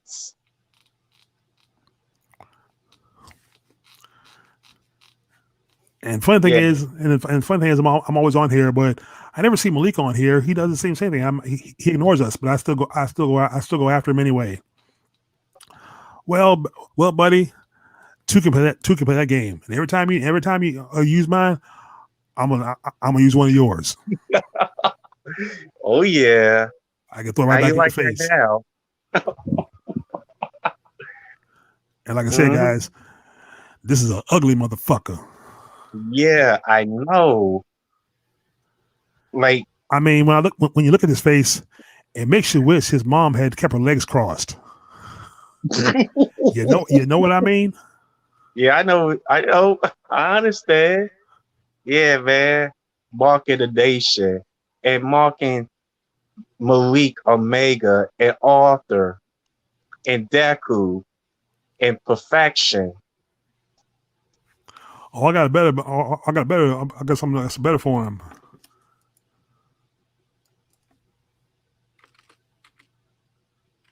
Okay.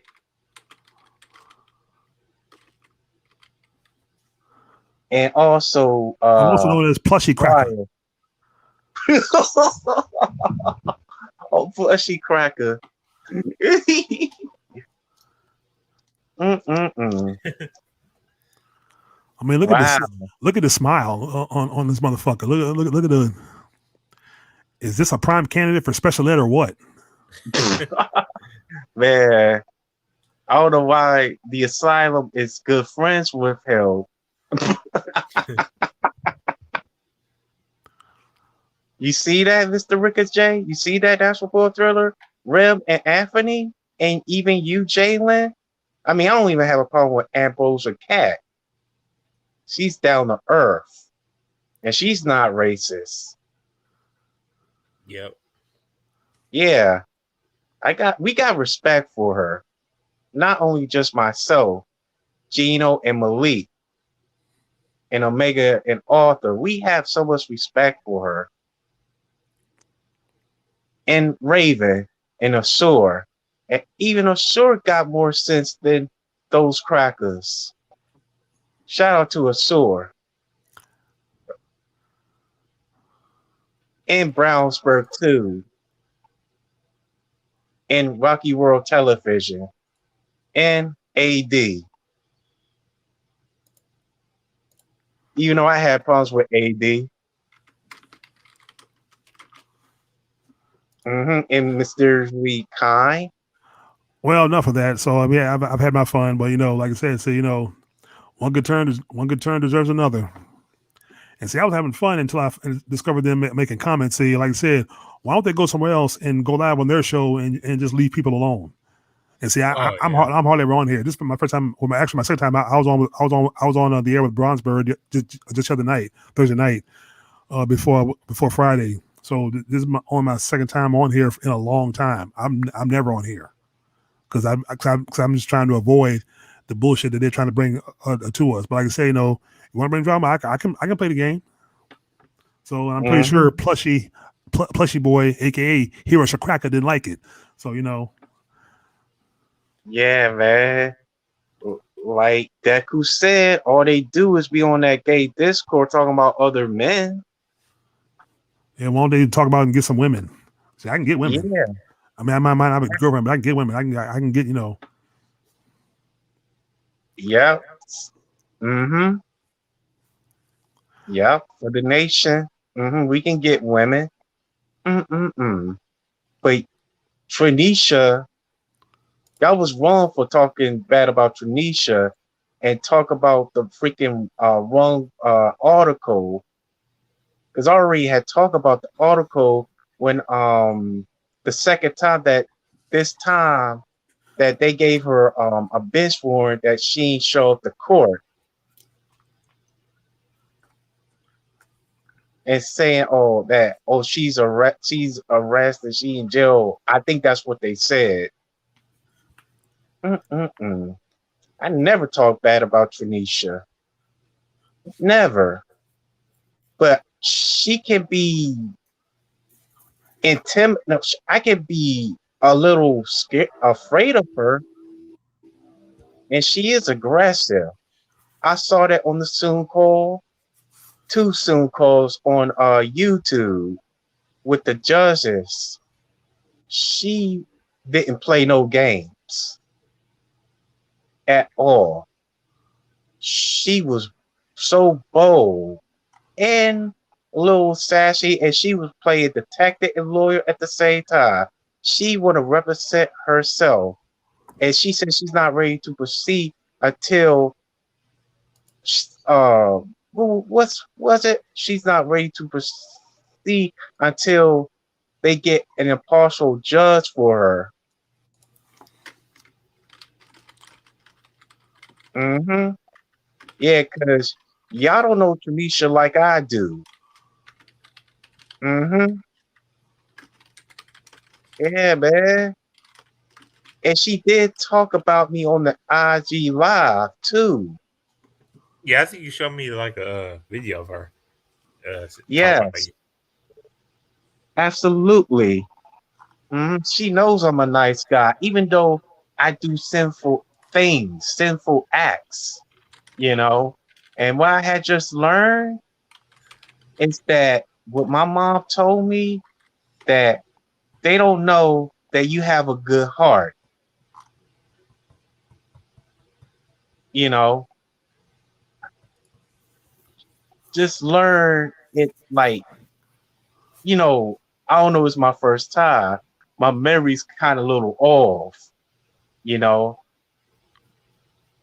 all over the place, running around in circles. But man, it's like, talk um about anime often than us, you know. Give us a freaking break, you know. Even though you Malik, I already understand that you and Arthur can't get along and and stuff, but I think I said this, that they gonna give him the same treatment what they've been giving us, and it's not gonna be good at all.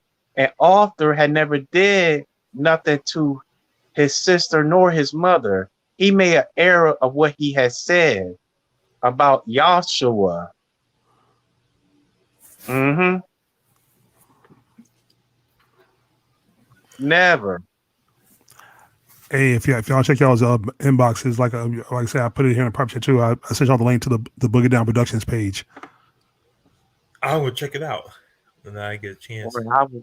Yeah, I would check out myself. yeah. Once you check out the videos, you go want to buy their albums, and they're available. You can either download them if you have a computer, or you can buy them off Amazon for cheap. Yep. Yeah, he would never say that again. He private the video. Mm-hmm. Yeah, and I can't believe what happened in that group chat. I'm not our group chat, the other group chat that me and Omega was in, because a guy named Hunter had added our enemies, and I was like, what the Of hell? course, yeah. And some people try to add me to some of them chats. I remember when they added me to them chats, I got out of them quick. That's why if it's not y'all just in the chat group or Omega, don't add me. Okay. Yeah, that's Mm-hmm. I think brother Eric, them chats that you're in, you need to go ahead and leave them too. Like I said, I just call them, just leave the cracker chats. You ain't got to be in those chats. Yeah. Yeah, I did that already. Did I? Yeah. Yeah, because I don't want any part of it. Then I need to, because I said this too, and you kept warning me. Think I gotta stop going on their panels. I need to be Yeah. warned even more. Oh, let me ask you Mm-hmm. this: while we're here, how come you went on one panel recently and was just screaming and yelling? I mean, what was the purpose for that? Why the purpose is that? Because I want to. Ooh, I want to get so angry. I want to do it at the apartment, but I don't want them to hear what was going on. Yeah, but there was no you didn't gain nothing from that. That was just they just all they did was kick you. See, I wouldn't even did that. It wasn't worth it. But Yeah, I was mad. I was so upset because ITB, I think I said this earlier, I think. ITB had thrown Arthur under the bus. So I blamed this guy for that. So I went in and started getting loud. And I wasn't at home. I was at the laundromat washing my clothes and my green covers and my washcloths. And I,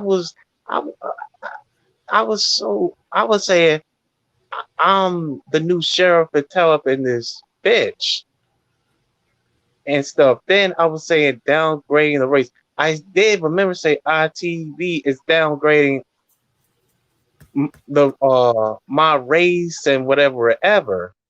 It asked me because he had kicked me out like 4 times and stuff.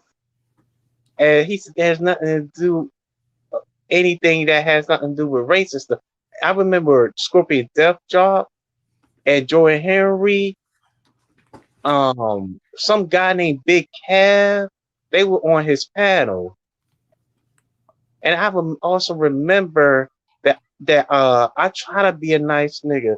I try to be, but Coons got bad.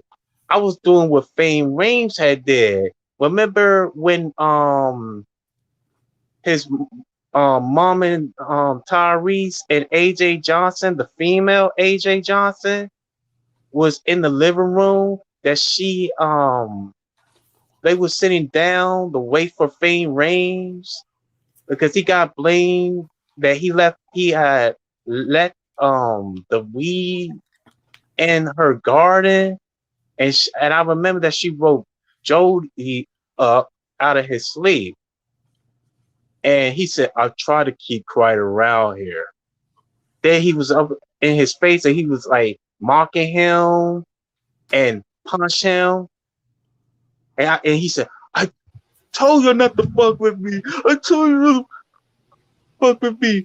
But niggas like you, I try to be a good nigga. But little niggas like you and blah, blah, blah, blah. That's what I had did. Like was I was so in a rage. I was so loud, like, "Ooh, he's gonna get it." And I know people were freaking laughing.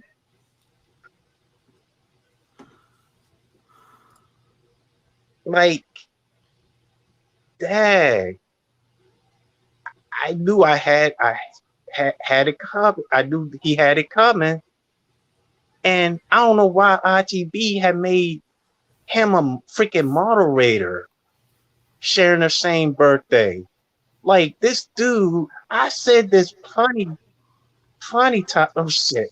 I have said like this like numerous times. Like this dude don't is racist. This dude is evil. This man don't even have a heart. He done this to other people before, way before he had done it to us. He had did this. I don't know how long because I think he started in 2005, right?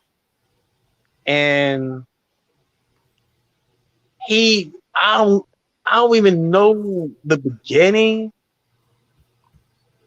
and stuff, but all I know that he had done this to people that he was cool with, and stabbing them back because they went against his beliefs. They felt some type of way because he threw some racial slurs and manipulated their friends to join with him, thinking that he's a hero. Like they see him as a hero, like he's their red Power Ranger to come save evil people like us. Like that's backwards. That is so freaking backwards. Like they chummy with this dude than they are with us. They love him. Like he's the best thing in the white YouTube wrestling community. You know, like like I really understand what they was trying to tell you. And I remember you say, I don't know why I hang out with a racist. Hey, I had too much fun. And I really understand, whoa, is this how he is? Not only him, his goons. Understand how his goons are too. Like, I really, really, really, really know how they are in this community. Well, here's Like, the thing. I'll go ahead, finish. like I'm gonna say my last word. It's like the strong survives, the weak dies. Go ahead. No, when you say that, they say why I'm hanging out, while you're hanging out with a bunch of racists. He hangs out in a circle of racists. That's what Right. he doesn't So, understand, because they all have the same narrative and the same white narrative as with each other as they have historically. uh-huh. Jesus, especially the one who says, the one we just talking about, Jesus was Middle Eastern. He was Bethlehem. Jesus was everywhere. Jerusalem, Bethlehem, and those states, those regions. They don't realize, despite those Bibles they made, which showed all white people, which I had one. It was called the Children's Bible, but I thought it was for real. That Children's Bible had everybody in them old times of Jesus as white people, not one black face in there. Jerusalem people were not white. Neither were people from Bethlehem. Those places were not in America. They were in the far regions. And Jesus, who was in Egypt for a good while, because Egypt is mentioned throughout the Bible, almost all through the Bible, which is the one thing they couldn't whitewash. People from Egypt are in Africa. And Right. Jesus Christ himself, historically in the scriptures, despite despite the version of the Bible they made that they twisted around, they couldn't twist that around. His description, he had skin like dark, almost like a dark brass, but basically he was like some coming out of a furnace. His people like brass. He was pure, 100% pure black from head to toe, from head to toe. He had red eyes, red like fire, and he had pure, beautiful hair, and it was white hair like lamb's wool. Jesus Christ looked apart from almost probably every black and African.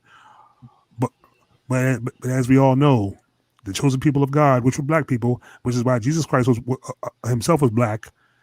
That's who, even before Jesus Christ, like I said, black people were here first, were the last, were the only. Right. Absolutely. Long before Brother Yakub did what he did. And this is not talking drama or making or making fun or bullshitting like they do. This is straight facts, which are in the history books. The history books and books that I have. And you can look it up on finalcall.com, because there's a fellow Muslim that messaged me when I went live on Facebook and sent me the article, which I have that too. The same stories add up. They tell different versions, but the same stories that add up. Yaqub went to an island and conducted all these experiments, and then from there, after he did what he did, once they came from their caves and went and spread throughout the world, they started raping black women, which is also why our gene pool got lighter and lighter, because there's a spectrum they show. I found on one website where you see the pure black woman go from brown skin to lighter to finally blonde hair and blue eyes. See, that was the goal of Yaqub. So basically, these experiments have been repeated and repeated and repeated. And it's not about the man mentioned that Yaqub, that he was just one person in history that did what he did, but he is the spiritual, biological father of white people, which is something which is a story they'll never understand. That's why they call it a lie, because they don't want to accept that.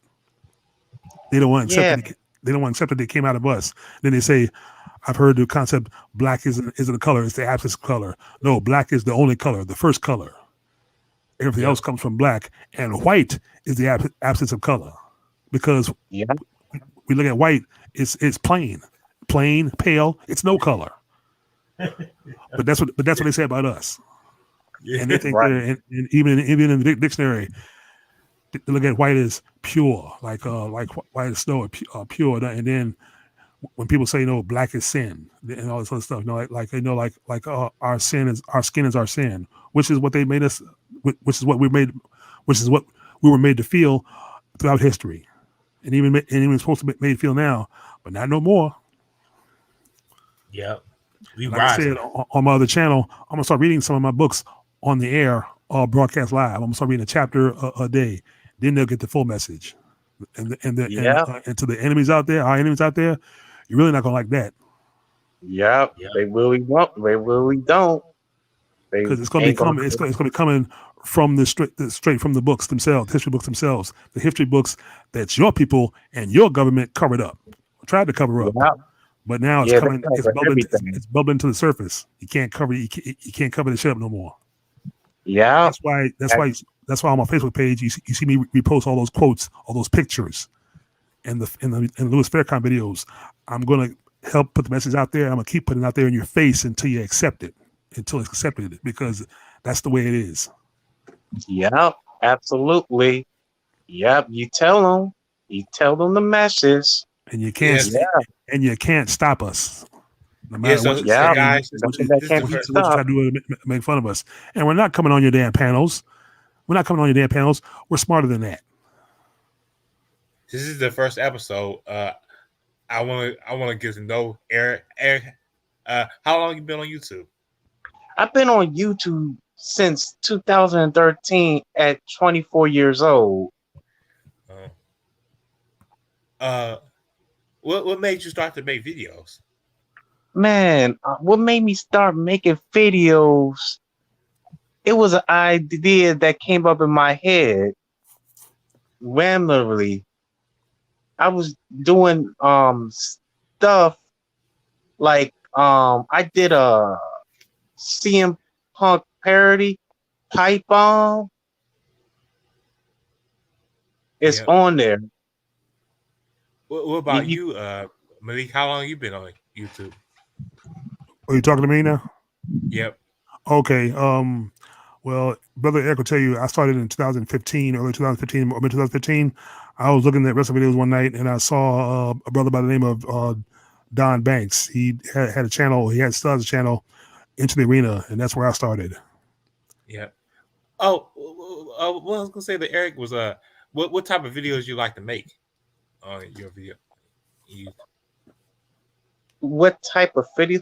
I like to talk about wrestling, but I'm more focused on the black wrestlers now.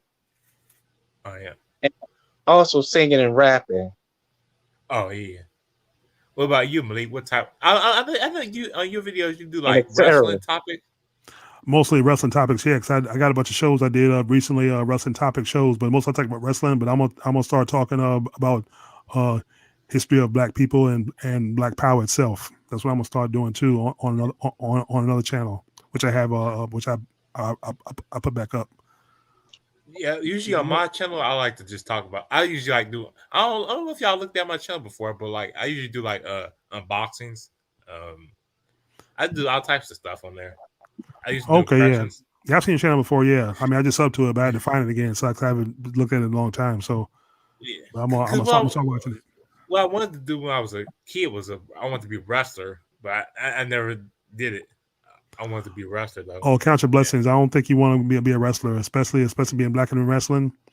Mm-hmm. They you don't want to get caught up in that lifestyle or that life, because I'm pretty sure there's all kinds of drugs around, and like I said, I mean, you got to fight and scratch for a spot, but you only get a spot or get a push unless you kiss the right people's asses. And see, I wouldn't want that. I wouldn't want that for you. But like I said, it's like I said, being a wrestler is something I want to do. But right now, basically what I've been getting into is like music, and like if I want to do like if I get like say if I get in boxing, Gino Morgan Productions would be like the thing I like showcase, and it'd be like Gino Knowledge Records is like my record label because I want to start doing music, working on music, and that's something like I just want to do for now.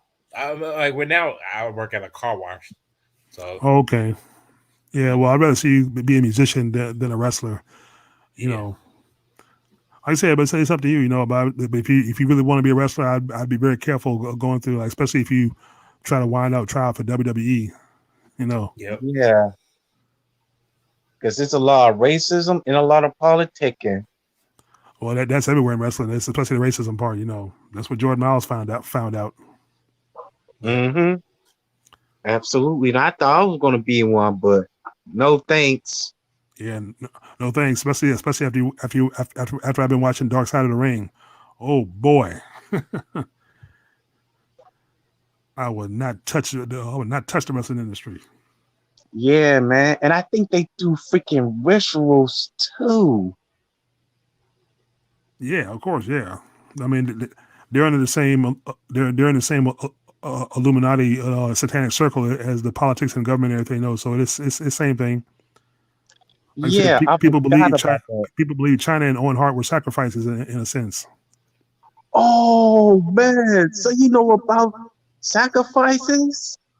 Yeah, no, that's what I'm saying, because China died the same year as Prince, and they believed China and Prince were sacrifices in that circle in Oh, some way. okay. Wow. Dang, you kind of like off there a little bit.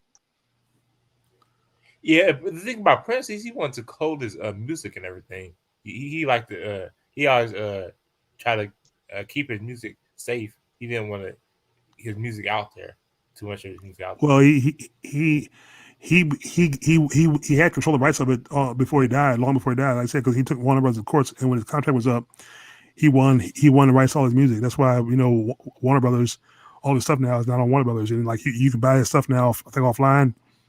At the time, you bought it from him from a website, because like I said, because he was in total control, and then he made the music and sold it on the internet. So he did good for himself before he died. Just I think before he died, he had health problems or drugs or that kind of thing, So his whole family now is in turmoil. Was in turmoil over his estate now. So basically, there's a lot of bullshit going on over his estate. That's what happened. There was fight over the rights and the money for it. But as far as being sacrificed, it's believed that he was a sacrifice too. So Wow. it depends on Yeah, what you believe. I mean, how he was sacrificed. That's one thing. See, I think if any black artist gets in the business or they just make money for themselves, don't become part of any cliques or any circles. You know what I mean? Oh yeah, are you talking about yeah. like don't sign with a major record label? Right, yeah, because that's not the way to go nowadays. You can't sign because you can't trust labels. Because like I said, labels is like these companies out here. You know what I mean? They'll take you for all you're worth and tell you to do this and that and everything. And then you won't make any money. See, that's what Maceo from excuse me, not Maceo, but PA system pays from De La Soul, the DJ for De La Soul. This is what he's saying. The industry, there's a documentary on it too on Netflix called "Rhyme and Reason" about the industry. There, like I said, it's a corporate marketing. You know what I mean? It'll give you money, but you gotta make it back.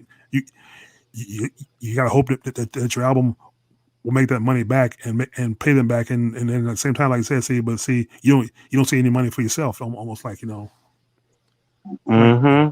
you get hit records, but you don't got no money. And see, it happened to New Edition for years, for over 10, 20 years. They were with Wow. they were in MCA, and MCA just basically just took them to the cleaners all the time. And even when they signed with Puff Daddy, and Puff Daddy he's black, and he wound up being a snake. Remember a Puffy Bad Boy Records with Notorious Big Yeah. IG? Oh yeah, Yeah, They said he got involved with probably killing Biggie. he did. Some brothers. That's true. I talked to some brothers at Walmart. They're saying there's a song out that he did, and he admits it in the lyrics. He said, also, you know who else has something to do with it? Jay-Z. Oh Yeah, man. because Jay-Z wanted his spot. So and he knows how big time Jay-Z became after Biggie Smalls died, and he's married to Beyonce and everything. So it was Puffy, Beyonce, like I said. But you notice how Puffy came out looking good from Bad Boy. You notice Bad Boy's no longer around, but everybody under Bad Boy that Biggie was. So this is Lil Kim, Lil Cease, and all of them are broke. I mean, Lil Kim probably got a little money, because you see her in the public eye every pictures, but she's looking awful after all that plastic surgery. You remember how beautiful she was, but she was natural, brown skin.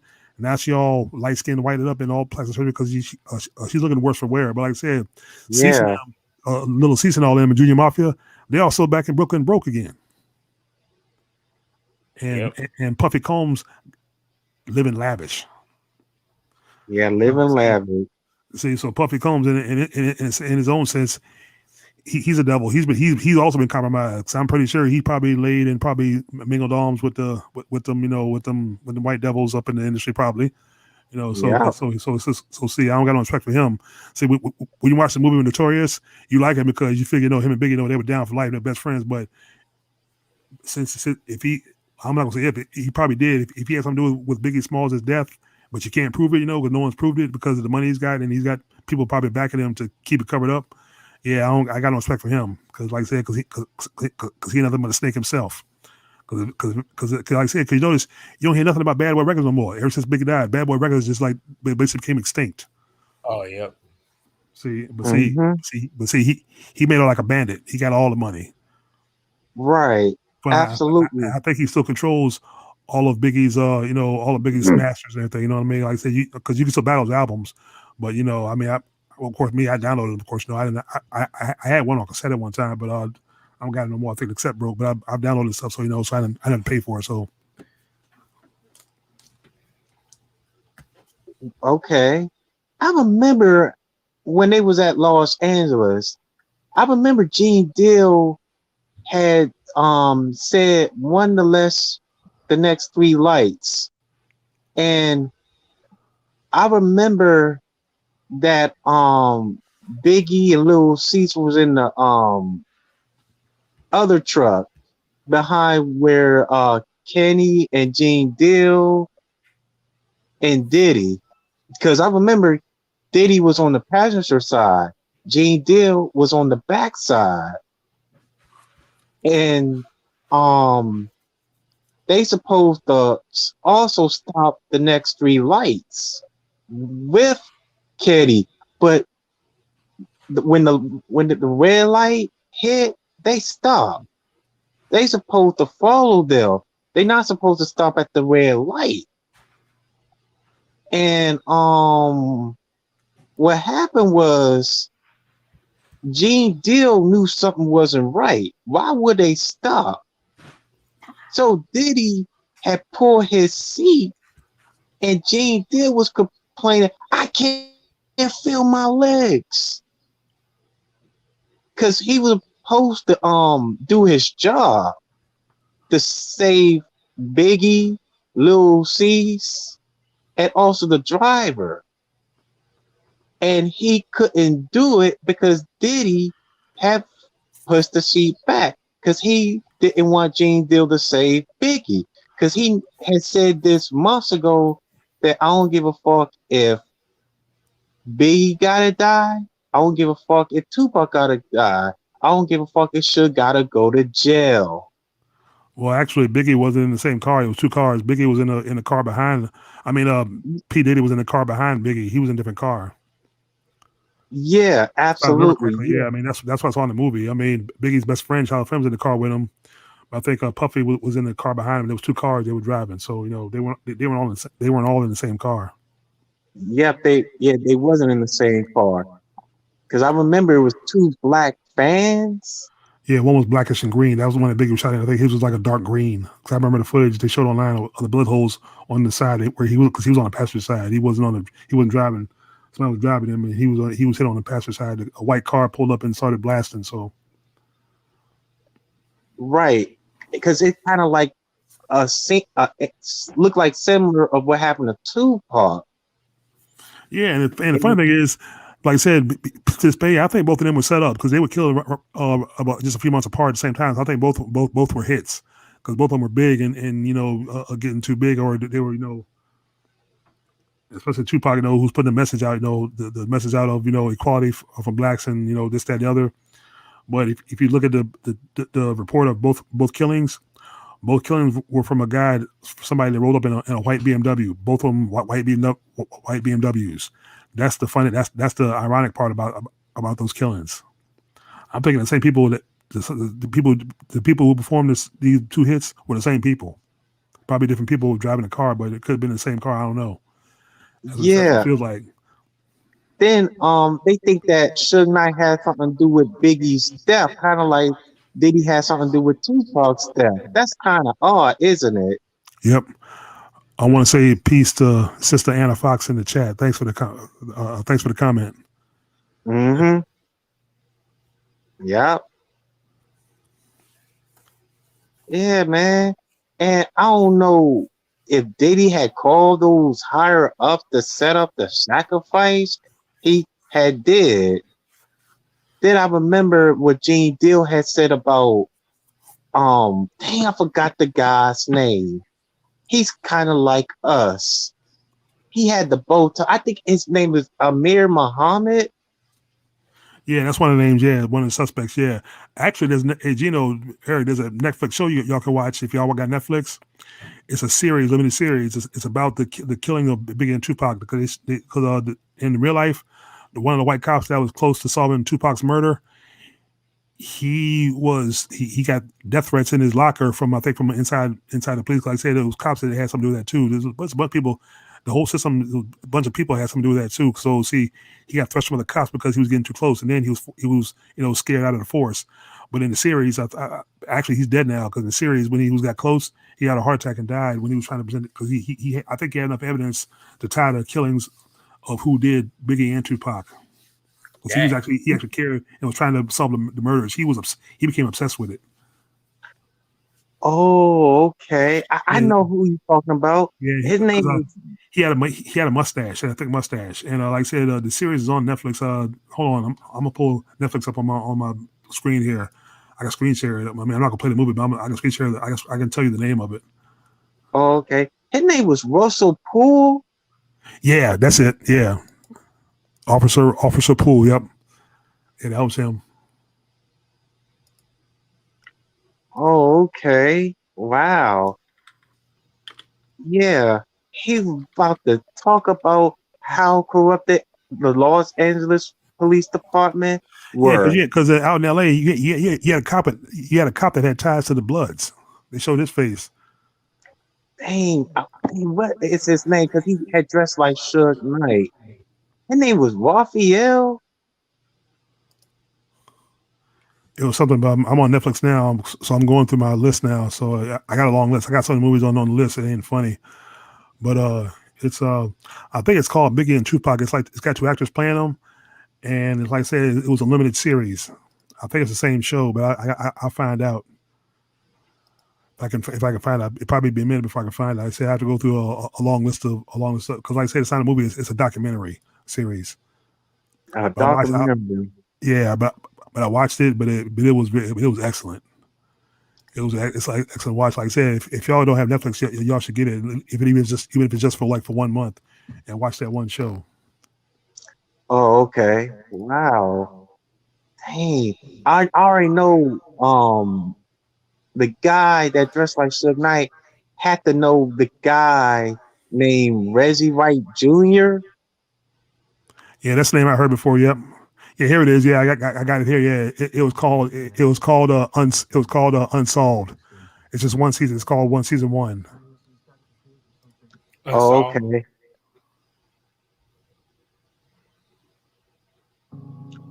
Oh my gosh. Mm-mm-mm. Damn, I gotta Yeah, find it again. I had it. I gotta find it again though. But it was I don't want to watch it again. Let's see. I'm gonna watch it again now. Just not seeing it. Yeah, but it was called Unsolved, and that's what it is. That's what it still remains unsolved to this day. And see, the people behind it wanted to remain unsolved right. Absolutely. because they don't want you to know the people who killed these two strong, powerful black men.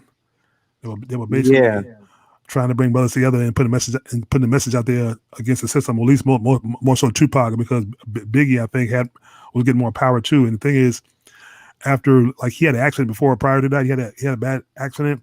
And the thing is, he made one more album, and I think he wanted to leave Death Row to do his own thing, and that's what Biggie didn't want. I mean, that's what Puffy didn't want. He didn't want Biggie to leave, just like Tupac was going to leave Death Row.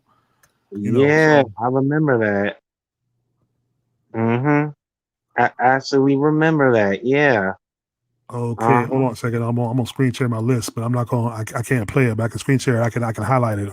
Let's see. All right. Let's see. Share. No, I want to do the cam thing. and and I Share. rem- and I remember after the confrontation that Tupac had with Biggie, I remember Gene Deal and Diddy was dang, they were at the parking lot, and a group of the Nation of Islam. I think one of the guys had wanted to whoop Diddy's ass at the parking lot. Oh, here you go. You got my screen? The day of the shooting, I was told that the cameras didn't record the exterior of the station. Yeah, it's loaded. Yeah, this right here is this one right here. See, Unsolved, Tupac and Biggie. That's the show you need to watch, and it's yeah. See here, I can do this right here. See there. See here the episodes. There's 10 episodes. It's the last episode where you see the cop have his heart attack. But like I said, if you watch this stuff, it's a whole lot to it. But yeah, that's that. Outside of this station, possibly even the shooting itself, sir.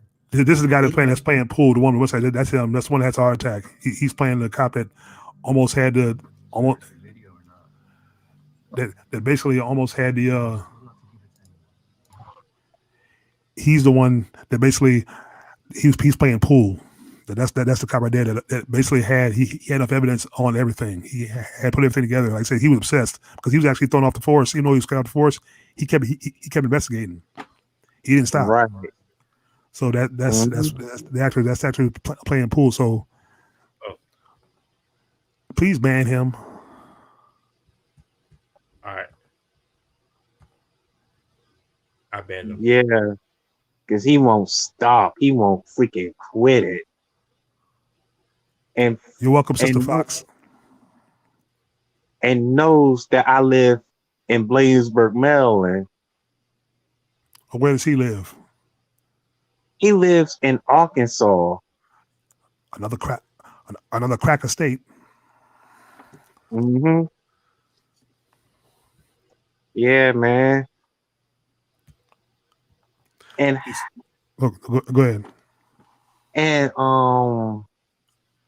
I can't believe that that they told us the sheriff that we don't know everything.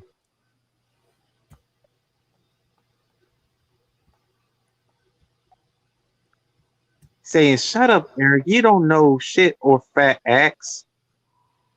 So true, hero. Malik asked for prison. The F. All race life matters. All race lives matters, not life. And I know where Malik and Eric live. And he said, "You all deserve to all die and assassinated, burnt in hell." Then you talking down on your brothers. But it's okay to not talk down on Whitey.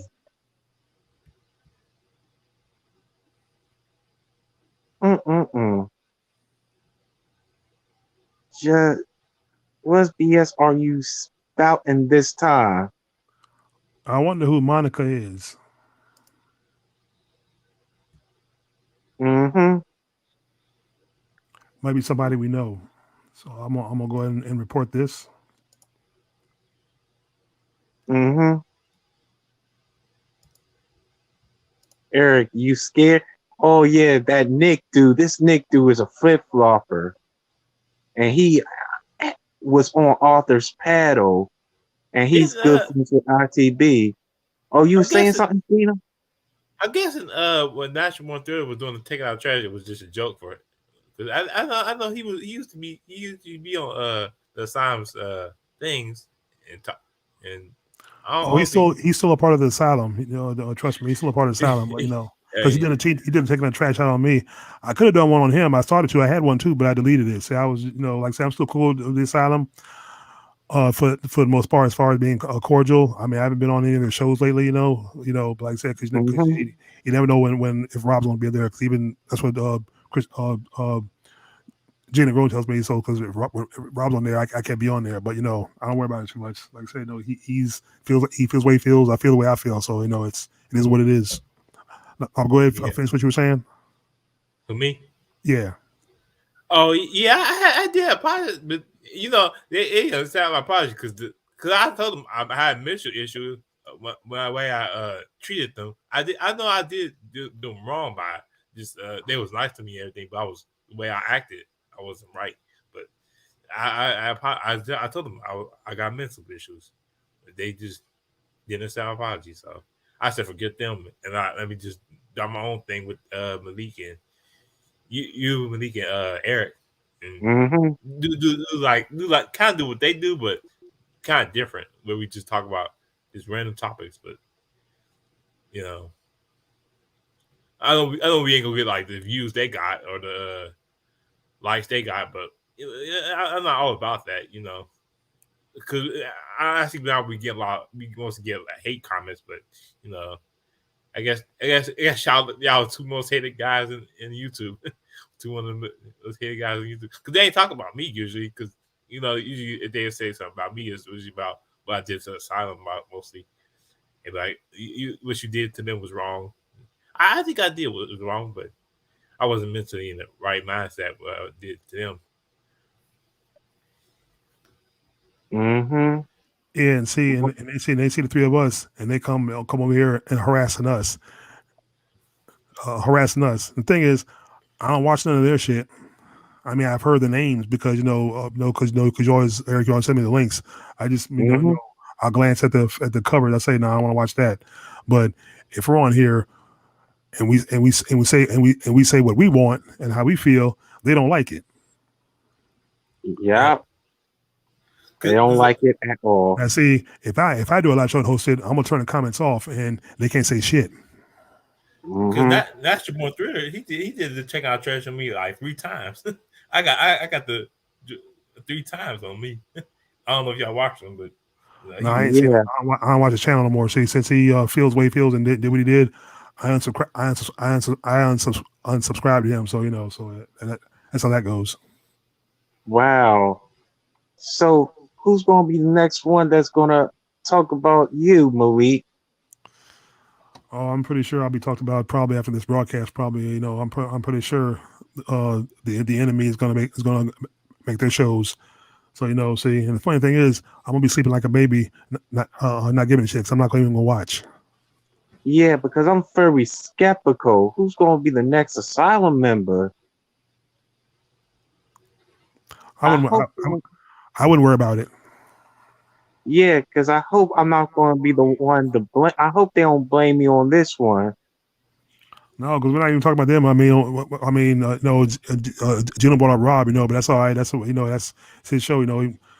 When I hear the trash or talk about them, it's just these people in the chat that we know. Like I said, I know Nick. I think I know Nick. I don't know if it's the same Nick I'm thinking of. That's what they signed, but could be a different Nick. But like I said, I probably could have gone on their panels, but I never do it. See, I've been quiet for the most part until now, and they don't mention me except once in a while. Like if they see you come on the panels or in the comments, they make fun of you. But see, I don't comment on the videos or say a damn thing or say a damn word because it's not worth it. It's not worth it no more. Yeah, not worth it. Like I said, they're over here on this channel watching us, because I guess they got nothing better. They have nothing better to do. So why don't they go? Yeah. Why don't they go on?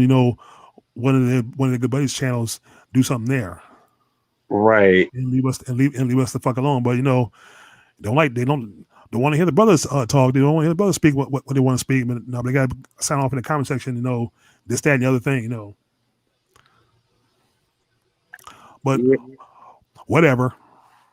It's cancerous. You don't like us, don't watch. We didn't ask you to come over here. You're not welcome over here. You're not welcome in the chat. And we're not posting a link for you to come in here. So, and we're not going to come on your show because we know what kind of twisted white narrative that is. Because all they want to do is a gang attack one of us anyway. Like I said, they wanted to gang attack me for months and months, but I never came on the show because I wouldn't have the forum or freedom to speak. Because see, if you start speaking what you want to speak, they cut you off, or if you try to speak over them, they kick you out. But like I said, if we challenge them, one of them to come to our show, I'm not gonna do that. No, I'm not gonna. No, you come to our platform. I think we're the bigger platforms. No, you come to my house. Come to a black man's house. Yep. So that's not gonna happen. That's not gonna happen. Yeah. So to all the cracker enemies out there, this is the black man's farm. This is the black man's house. Yes. Yep. And we're speaking the real facts. Yep. Brothers War Order. Facts.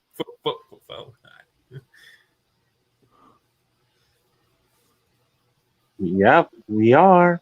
The black facts are right Go on back our to your face. side of the fence. Go back to your flock and talk and bullshit amongst yourselves. That's all it is bullshit. It's basically horse shit. I mean, think about it. You got a channel called The Ambiguous. You call yourself Bastards. The Ambiguous Bastards.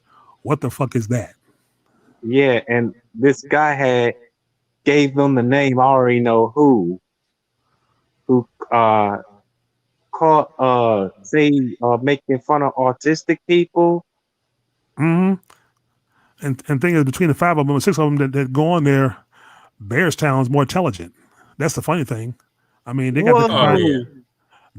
They got the combined. I mean, they have the Ambiguous Bastards has the combined IQ of a raisin. If you put them together, if you put their IQs all together, it would still be a single digit. And that could be that could be maybe -1. That's the sad part. Yeah, that is the freaking sad part. Mm-hmm. Wow. Can't believe it. Mm-mm-mm. Man, I don't know what ITB is thinking. Still cool with them. He should have removed them and still have Arthur on the panel. Well, see, as far as ITB goes, if he talks to them and is going to agree with, is going to go along with some of what they're saying, or is going to be course about what they're saying, that means he's still following behind. See, that's what I used to do. As long as you agree with them, everything's okay. But if you have a difference and you have a strong difference, which is what I did about the Jordan Miles thing, the issue, that's what led to the heat that came down on me, which I knew was coming down. But I had to speak my mind. I was sick of this BS. So yeah. So when I answered Mr. Brad, when I answered Mr. Brad, I answered him with black historical ingenuity, also with the attitude of knowledge itself, and everything he said out of his mouth was horseshit. You know, he's a whack job, or he has this. You know, like I said, see, somebody like him will never understand what it means to be black and how it feels when even a shirt is making fun is historically making fun of your heritage from the mouth to the smile to the teeth and everything. And Jordan Miles saw it.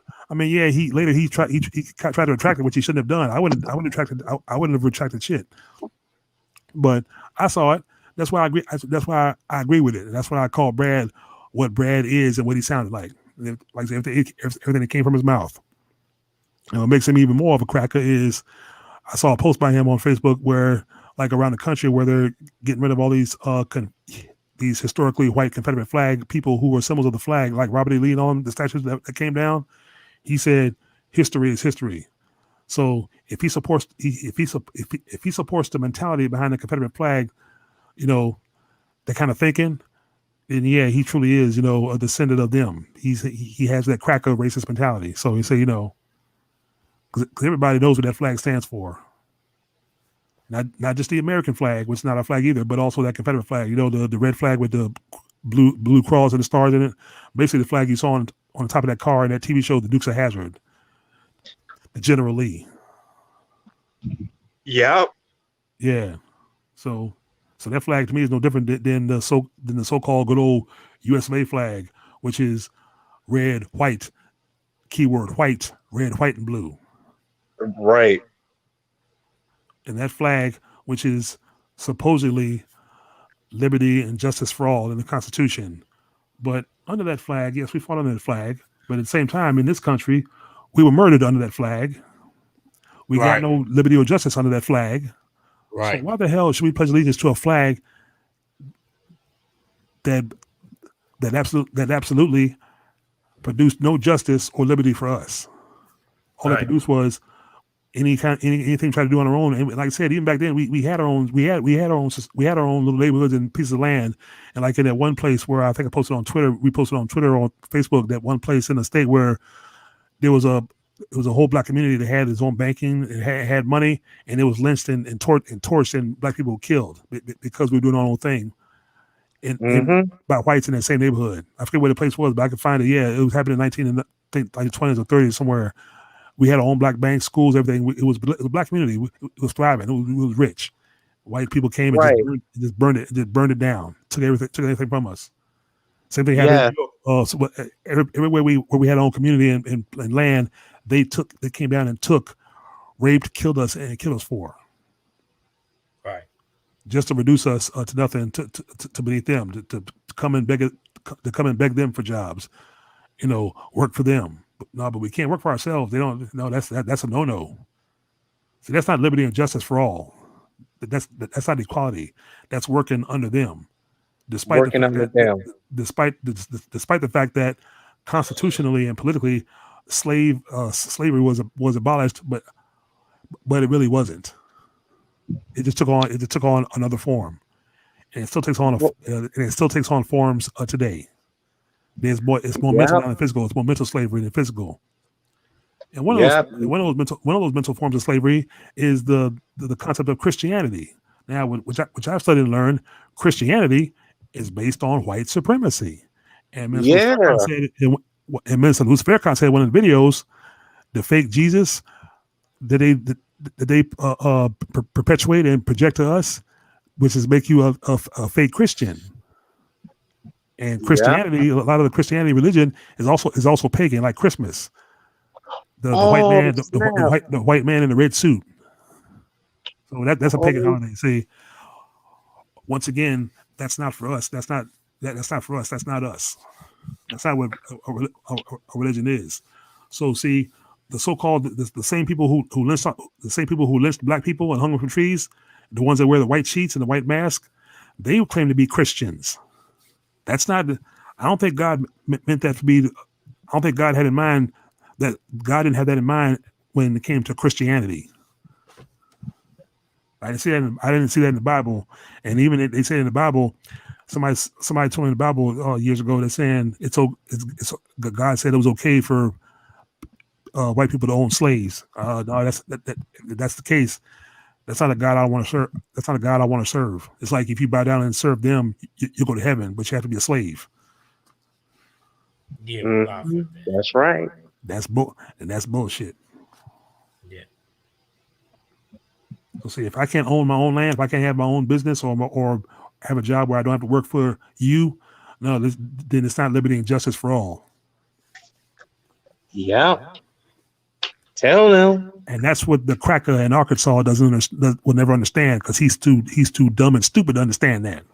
Because obviously he doesn't read. He doesn't read, and I kind of wonder if he graduated high school. If he did, he must not have gone to a good high school. Because like I said, it's sad how people like him graduate high school and you never really learn anything because you're not going to know. Like I said, he's on that side. He's white, so he's probably taught what he's taught. Mm-hmm. He wouldn't listen. He wouldn't listen if he read him an actual Black history book, a spiritual Black history book. So it's not worth talking to him or debating him. How some of them want to debate, but you couldn't debate because we would burn your ass in a debate, hands down.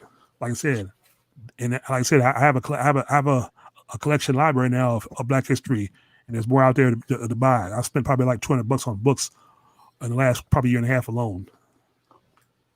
There's another one I'm looking at because see it goes deep. All Black history goes real deep. Yep, Like we'll read. two of my titles I have say When the World Was Black, Part 1 and Part 2. I'm reading Part 1 now, so I'm halfway finished that. Mm-hmm. And I accepted it. There's not only reading, there are pictures for proof. Yeah, then back in the day, they didn't like black man to lead. Black men, What what'd you say? they didn't like when black people used to read.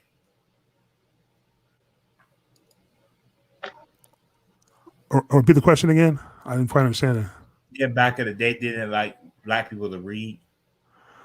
No, black people. Some people. I think black people like to read. It's just if they choose to. The thing is, they weren't allowed to educate themselves. And thing is, for the most part, most of them couldn't read. They had to be taught to read.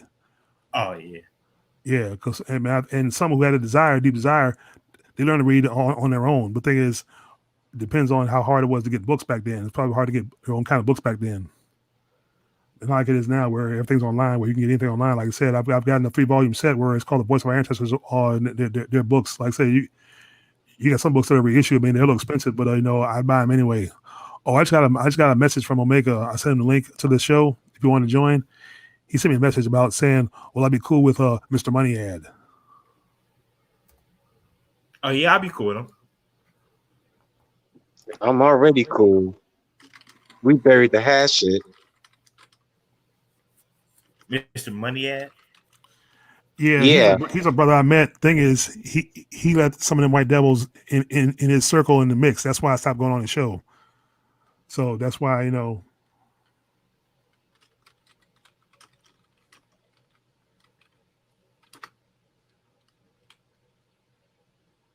Mm-hmm.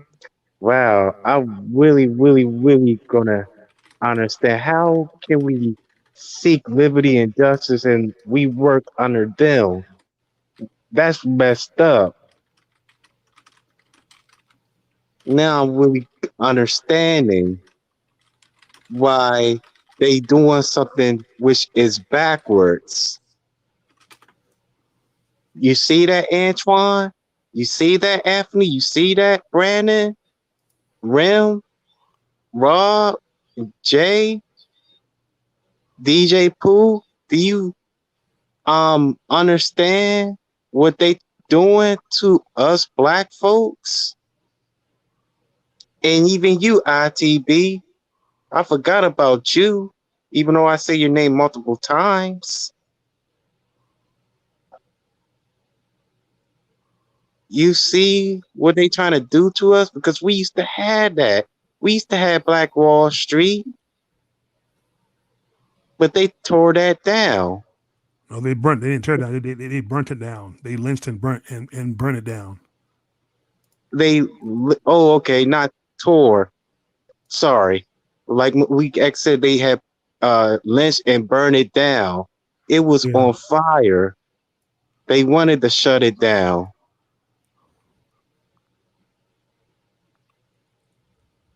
Mm-hmm. Because they thinking that we were like surpassing them, and that's what they fear is. Black men, black women surpass them. That's their biggest fear, kind of like Frieza. Fear on the Saiyan surpassing him. You see that? You seen the similarities? Yep. Yeah. Uh-huh. Because Frieza's hatred is the Saiyans. And the Saiyans was working under Frieza, kind of like the white man is doing to black people. He wants them to work under him. Don't you see? Don't you see where I'm getting this? And comprehend, guys? Because I Yep. said this multiple times.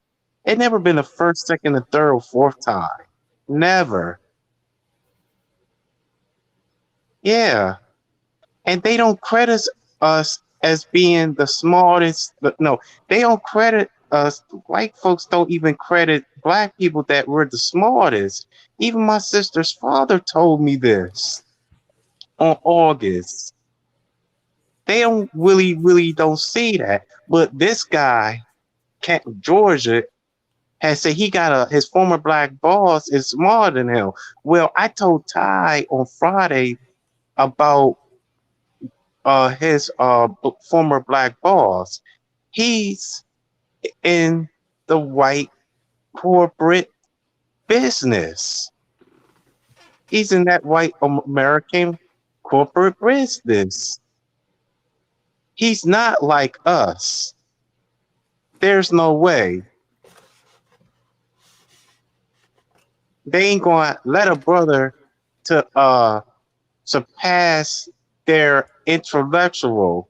He's kind of like Bill and a white intellectual figure, which he's not supposed to be. Like, whoa.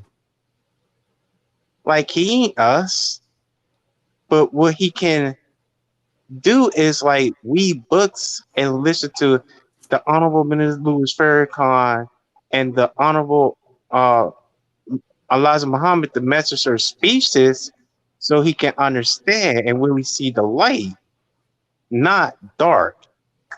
Because black people are not that evil, not all of us. And I remember when I was in school, it was a black young girl. So the person asked her about the dolls. It was the black doll and the white doll. Which one is good and which one's bad? Which doll is the good doll? So she pointed out the white doll as the good doll and pointing out the black doll as the bad doll. Like, what?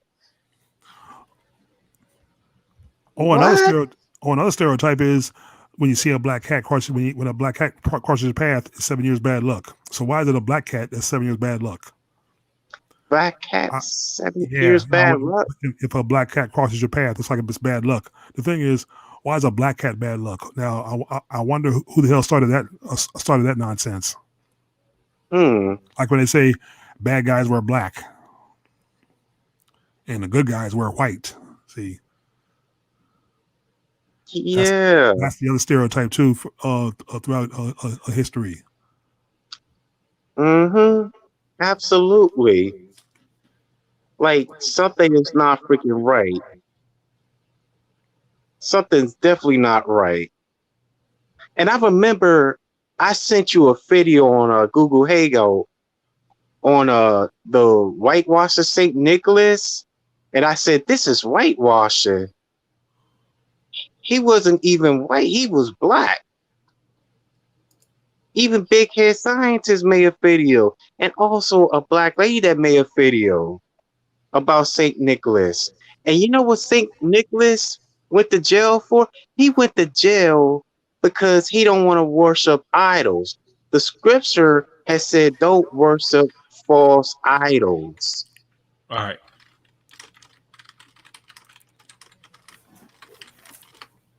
I'm dead serious. And I said this on the audio clips on one of the Facebook group chats. He was following God's commandments, and he was a bishop.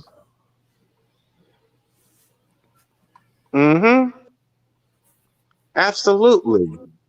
He was like being faithful to God. And he was a Catholic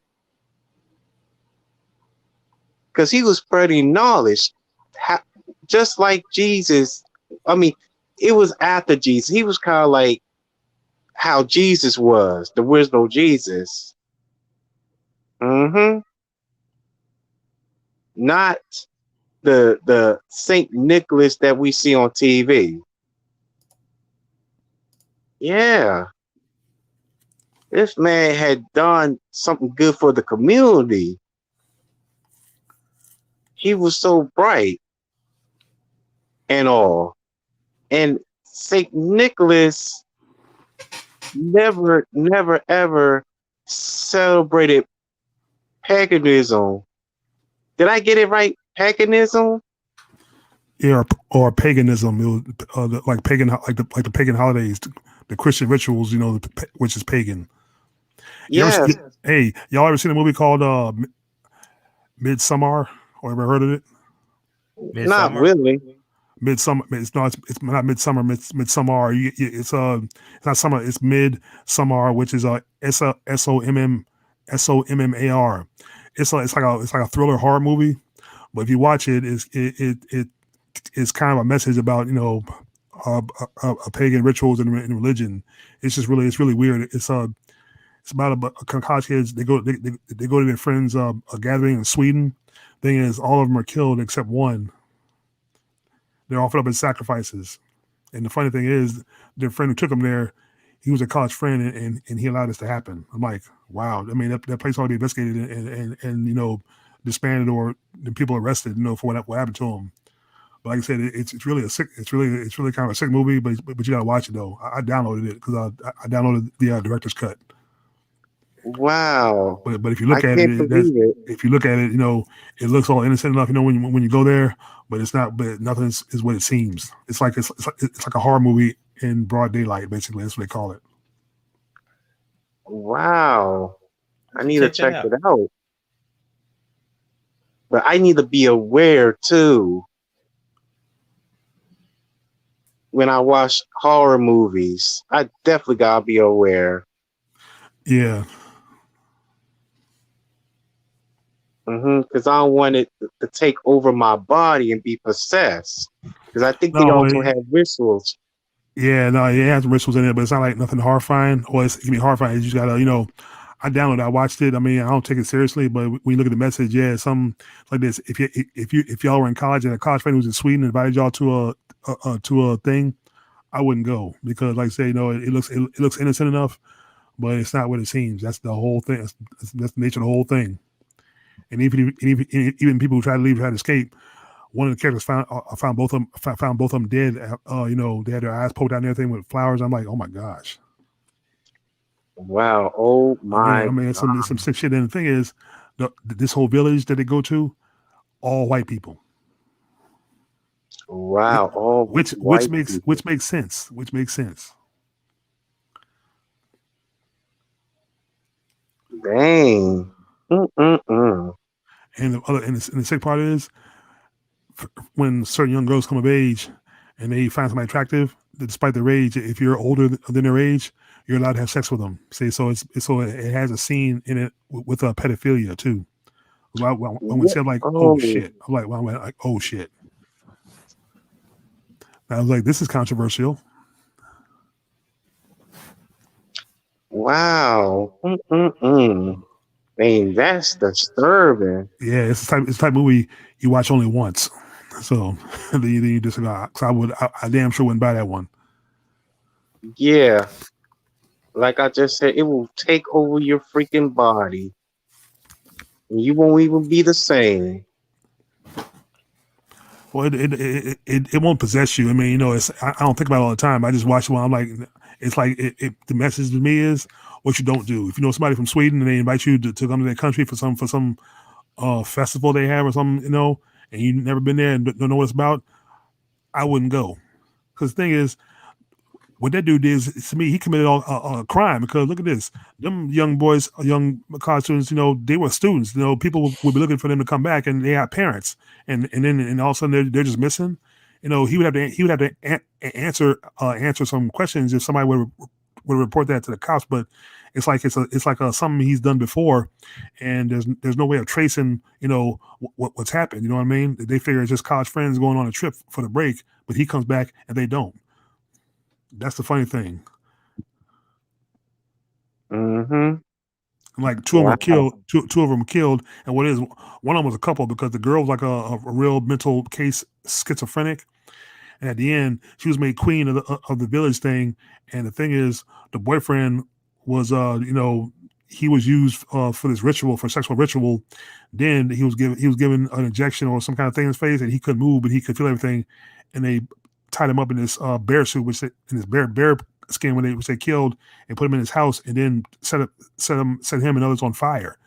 And it's like to the girl, she was like leaving behind, he was burnt up, and she was glad about it, and she was a queen. So I'm like, after I went to watch, I was like pissed. I'm like, damn, they're all dead. This girl's still alive, and he's going to get away with this. I'm like, I think about that. No, the parents are going to want to know where they are. I mean, when somebody investigate this, you know what I mean? Mm-hmm. American law enforcement, the American embassy or something like that, But see, there's no way of tracing it. Say, they're just missing, and I don't know. Like I said, let's put it this way: I'm not prejudiced against anybody from Sweden, but if I knew somebody from Sweden, anybody did something like that, I wouldn't go. See, that's what I get from that. See, sometimes going overseas, I mean, I would mind seeing Europe sometime or someday, but I wouldn't want to get into nothing where you got some funny shit going on, some funny religious shit going on. All of a sudden, you see sacrifices and that, all sorts of shit. You know what I mean? I'm gone. Why I wouldn't go? Yeah. Like I said, it was all white folks. The village was all white folks, and I'm saying this makes so much sense because, like I said, all white folks, white devils. It looks innocent, and they wearing all these, and they're wearing these white outfits and everything. The women wearing these hoods, kind of like in the old times. It looks very innocent, very playful, and all that stuff. You see people dancing, holding hands, dancing around, holding hands, and all that stuff. And I'm like, oh my God, there's something wrong here, and I can even tell there's something wrong. Yeah, I got my shit. I left right there. I said, I see ya. And it's out in Sweden, in the middle of nowhere. Beyond it, all you got is like forests and mountains and everything. You know what I mean? There's no there's no main road nowhere, but it's all forests and mountains. I'm like, like I said, I mean, you can watch it if you want to, but but you don't have to. You know what I mean? Because if you watch some of it, you might get disturbed and turn it off. Like I say, if you watch it once and watch all the way through, you're not gonna want to watch it again. Like I said, nothing against Sweden, but if something like that exists, hell no. See, my first thought was, if I was in law enforcement, I'd go over there and have that thing investigated, and I would burn it down, burn that whole village down, and have everybody arrested, and the whole thing just wiped out. Not killing them, but have the whole thing wiped out, because that's wrong.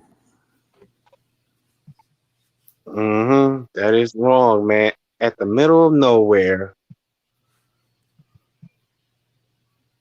Man, I wouldn't even go. I would say, no thanks. I got other stuff to do. Yeah, here in America, if I want to go on a trip, I'll go on a trip with people I know that they're not going to lead me on to some paganistic rituals or bullshit in the middle of nowhere. Yeah, me either. Yeah. Yeah. So. Yeah, because those pagan rituals are highly dangerous. No, they're satanic. I mean, the whole movie. You think about it, the whole movie. Everything you saw in that movie was basically a satanic. Wow.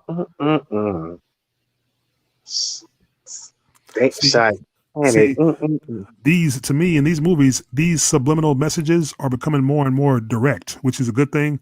But because as a black man, as black people, it reinforces us what not to mess with and why we should mess with white people. Yeah, absolutely. I'm a correction. One of the characters that was killed, one of the friends, was actually black. Okay, I'm gonna correct that. So there was one black person, but the village was white. But he had one of the costumes was a black friend. He was one of the ones that was killed. Him and this other dude is a white guy who had his face and skin carved off his face because somebody wore it for a mask. This deformed character who's part of the village, who was born out of incest or inbreeding. Because look, they allow inbreeding. They allow relatives to have sex with each other as inbreeding too. So he was a part of inbreeding because his face looked all real bad and deformed and fucked up. So see. This is the message. This is the message that reinforces inbreeding, like as Omega Magic put it, cousin effers. So, yes. Yep. And we know white folks are famous for that shit. Yep. Especially in those backwoods trailer park areas, like in Arkansas.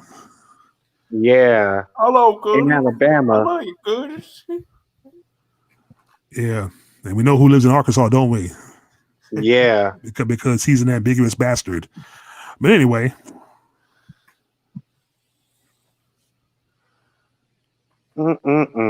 yeah, they do have the foreign faces. While they be making incest love and also multiple mental disabilities involved with that.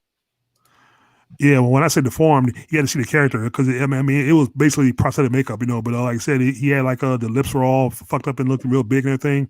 I think one eye one eye was fat and shut, kind of like but you had to see him to know what I'm talking about. Hold on, Mm-hmm. I can pull up a picture of him. Hold on, I can pull up a picture of him. Let me see if I can. Okay. It won't be a movie. It'll just be a picture.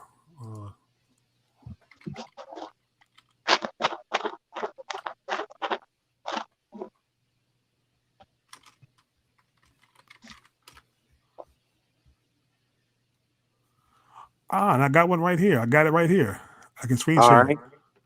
This is the one that he was.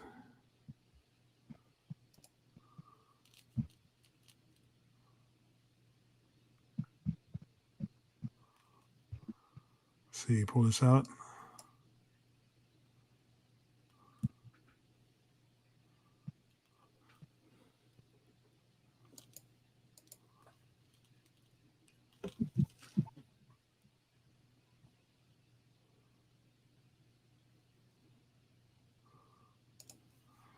Okay, got it right here. Share screen.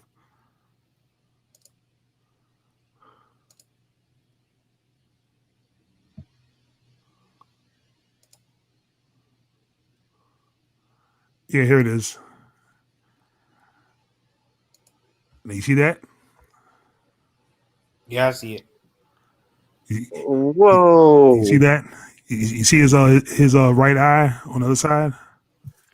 Yeah. His character is a product of incest. Wow. That's what I mean. He looks albino.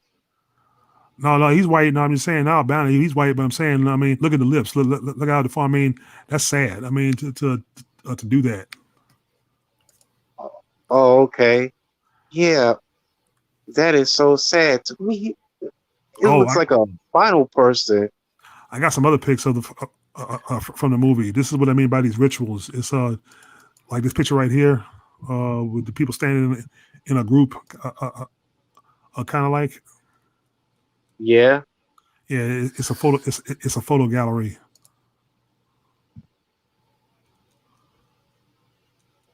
Okay. Hold on, I'm gonna share it in a minute. Hold on, yeah, I'm gonna share it in a minute. Share this again. Share screen. Dang, this is an interesting panel. Super chemistry right here. To the left, to the right, and to the center. Not that one. Okay, hold on. I blocked one. I'm gonna try another. I think I gotta separate the screen. Hold on. Yeah, I gotta make it by itself. The thing by itself. Okay. Share screen.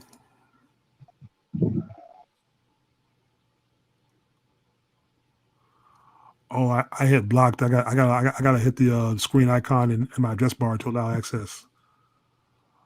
Where is that? Okay. Oh, hold on.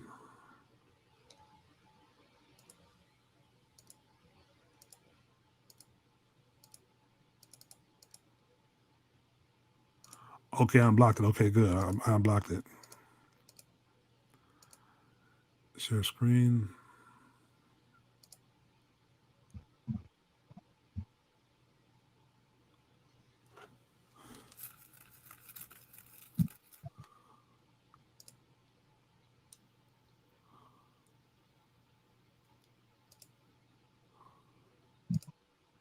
Okay, here it is. This is the one I want to share right here. This one. Now look at that. Yeah, I see. Yeah, yeah. You see what I mean? You see the name title Midsummer. See, this is what I'm talking about right here. This is the kind of pagan Mhm. ritualistic. See, this was in Sweden. See, this is what happened to him. Here's other photos. Yeah, see, that's a couple. See, the girl right there was made queen, and he was killed. He was burned and killed. Mhm. And this is right here. This guy right here. This is the college friend that led them there. I think that's the director they're talking to. But okay. Oh yeah. Okay. Hold on. Let me. Yeah, and I see, see him saying that. See, there's the brother that was killed. Also, see, that's one, the only black one in the movie. Wow, that's freaking messed up. These are only this is and look, this drinks that they got right here. They had drugs they would put in these drinks. That's what made him docile, made him like a hallucinate. Now this is after they witnessed a ritual of two old people being diving off a cliff, which was to die because that was part of one of their rituals they did, religion.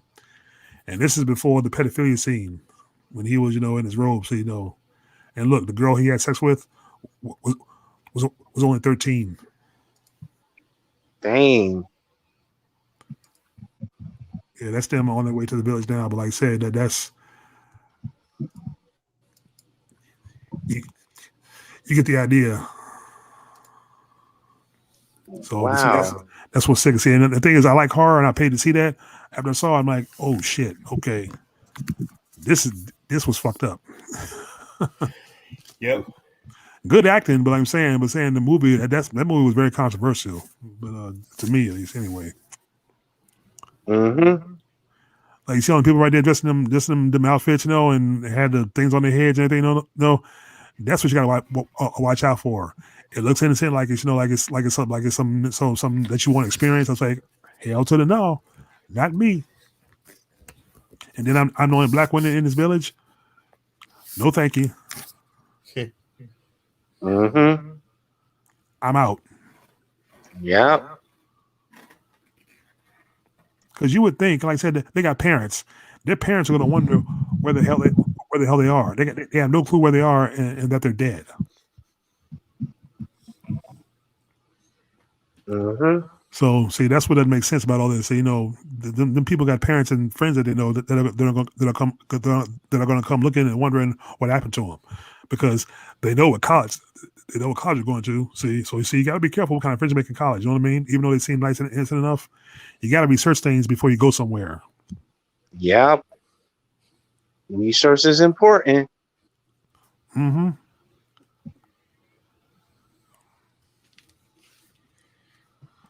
Yeah, man. Before you go on a trip, you gotta do some searching, some soul searching. Or basically just try to determine what kind of friends, like I said, the dude seemed real nice too. He was real nice, real soft. He was real nice and soft spoken. But and that's the deception. See, that's the whole deception of this. Who is he? And like I said, when I first saw it, I'm like, okay, he seems cool. But you never know. I'm like, and then, but by the end of the movie, I'm like, what the fuck? And this dude got him to come to this trip. It's like he set him up. He set him up to be, and it's like it's a festival that takes place every 10 years, something, every 4 years, something like that. He brought him there to be sacrifices. And even when someone were looking for him, when they were going missing, he's saying, I'll have somebody, I'll talk to somebody, ask around. It's like, he ain't asking them shit because by the end of the movie, all of them are dead except for her. Okay. Except for her. Yeah, because she's the one that was in the middle case, and it's like, she demanded he was burned. So it's like, it's like she was getting rid of her old past, leaving behind. You know what I mean? So, to me, the whole thing was a manipulated sacrifice, was a setup to me. You know what I mean? When you look at it, Wow. that's kind of like what society does now. What society does today is manipulate us and set us up. So see, it's like, so people who smile in your face or seem nice, and they take you somewhere, you really don't know them. No thanks. Mm-hmm. Yeah. Yeah, I turned that down. That's one trip I would turn down. I mean, I don't mind seeing Europe or seeing what other cultures like, but I'd rather see my black culture than that. So, at least I'll be amongst my people. Right, exactly. And even Gino, it seems like you noticed the picture. One of the pictures I showed you, like I said, one lonely black person in the whole bunch. One. Oh yeah. See, that's how I was in school. I went to mostly white schools. I was the only black in the class at the time. Trying to be accepted, trying to get along. And see, it wasn't working. See, it wasn't until I got older. I mean, when I got older, when I got in mixed classes, a lot of the black kids, they were friends with the white kids, but they were, just, I was still trying to get along. Like I said, see, I didn't know anything about, reading about my history because I didn't like reading. I only read for the schoolwork. So, but like I said, it was Karis One, Book of the Dimension, that inspired me to read. Also, after I saw the movie, the 1993 movie Western Posse, the black western. You know what I mean? That really inspired me to read. It started with the Black Cowboys, and then it went from there. Yeah. Mm-hmm. Because I was in a public school, but it was majority of black folks.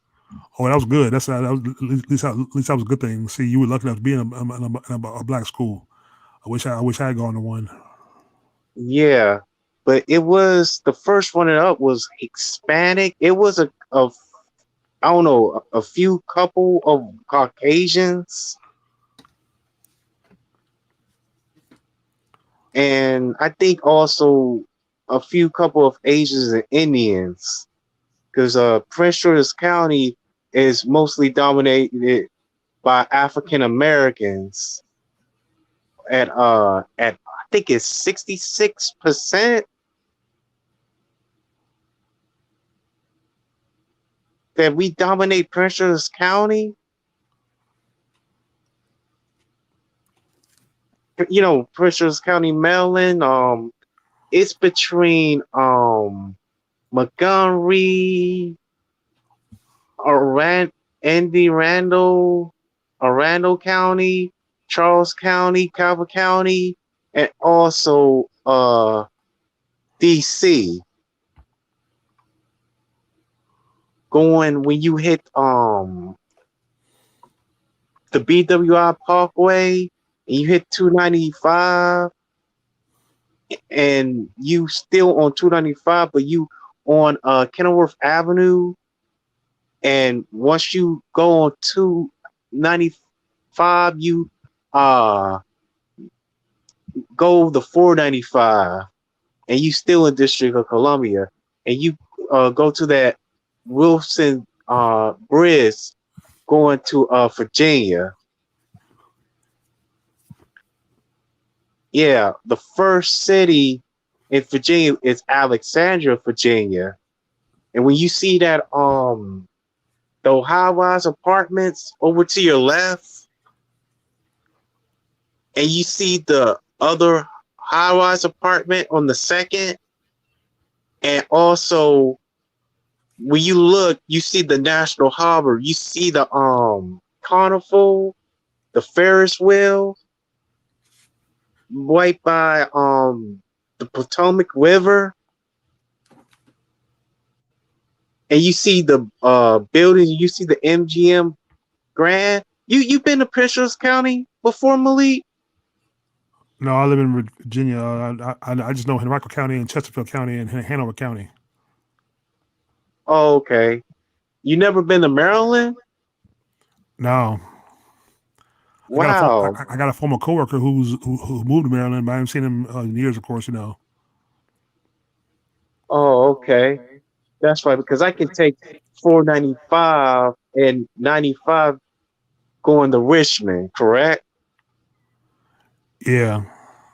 Because I did with the Richmond with my ex-girlfriend doing landscaping when I was like 23. Oh, okay.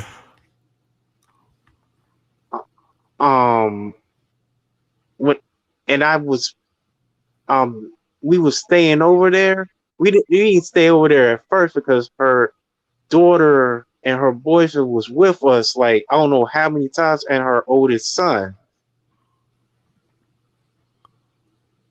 Oh, okay. Because I think we was doing landscaping in 2 houses and stuff. Yeah, that's the only time I've been to Richmond. I did see the buildings and stuff when I was in Richmond, because I remember that not only I was with them, we also catch the mega bus. Mm-hmm. Oh, I okay. think I went to Richmond. I went to Richmond twice, but I had passed Richmond a couple of times. And it's a stadium. And you see a stadium on 95. Once you in Interstate 95, it's a stadium. There's a tower. I forgot the name of the tower. It's a tower across the where the trees are at, and also a building that looks like DC. It gotta be a house, and it's red. Then I think after Richmond is Chesterfield County. Chester, yeah. I know I know Summer used to live in Chesterfield, and Tanya, her mom, and her stepdad Greg, they still living in Chesterfield, I think, in Virginia. I remember I was showing you a picture of Tanya on Facebook, I think it was 2 years ago. Oh, okay. Hmm. So you never been to DC? I've been in DC on a field trip years ago when I was in like second grade. I went to the Washington Zoo, and like also I've been to like the Smithsonian. I saw like the troops march and everything, marching and stuff. I, oh, okay. Yeah, okay. I think I've been to a museum when I was younger. I think we were on a field trip with my young days. Yeah, I remember. I still go to the Washington Monument once in a while, and also the Lincoln Memorial, the so-called Abraham Lincoln, which is really not him, and also the White House. And I used to walk over this the to the Washington Monument and also the Lincoln Memorial, where you like before you go to Walsall, Virginia, and Pentagon. No, Walsall. When you go to Walsall, you have to go to the George Washington Memorial Bridge, because I used to walk over that bridge. No, not the George Washington Memorial Bridge, the Keystone Bridge.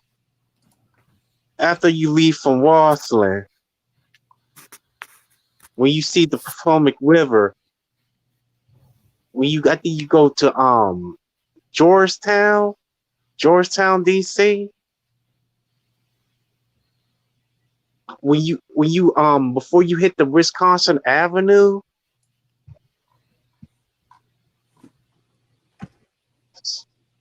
so you just been in the South. Yeah, it's been in the South. Yeah, and the only trips I've taken, like I said, when I was little, was my parents. Like I've been in Lawrenceville, Virginia. My mom, that's where my mom comes from. That's where she grew up. And my dad comes from East Orange, New Jersey. I've been in New Jersey several times years ago. Also. Wow, okay. Because I know I got family down in Rocky Mount, North Carolina. I even though I got a lot of family members, I can't even count in DMV area.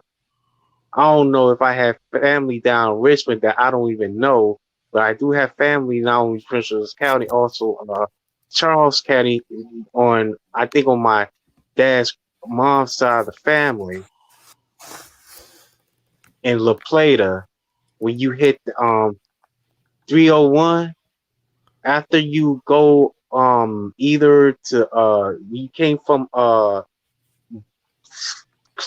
because there's two ways. The after Route 5 of Brush Avenue, and also when you still on 301 after you pass Bowie up a Marlboro and Shelterhill. Because my father's father also had family down in Charles County and First Louis County, and also in Lynchburg, Virginia. You been in Lynchburg, Virginia? Nope. Oh, okay. Wow. So your father is from New Jersey. Your mom is from, hey, I forgot the name. It's outside of Richmond. Well, it's Lawrenceville, Virginia. She comes from the a country. Oh, Lawrenceville, Virginia. Wait, Lawrenceville, Virginia is before you go to Skippers? I don't know. I never heard of Skippers. That's in Virginia. Because when I Okay. was at Myrtle Beach on August, I saw the sign Skippers. I don't know. It gotta be maybe like fourth or fifth time I seen the sign Skippers. I think after Skippers you go to North Carolina after Skippers because that's the last town in Virginia and Interstate 95. So Lawrenceville is probably like up going like to West Virginia.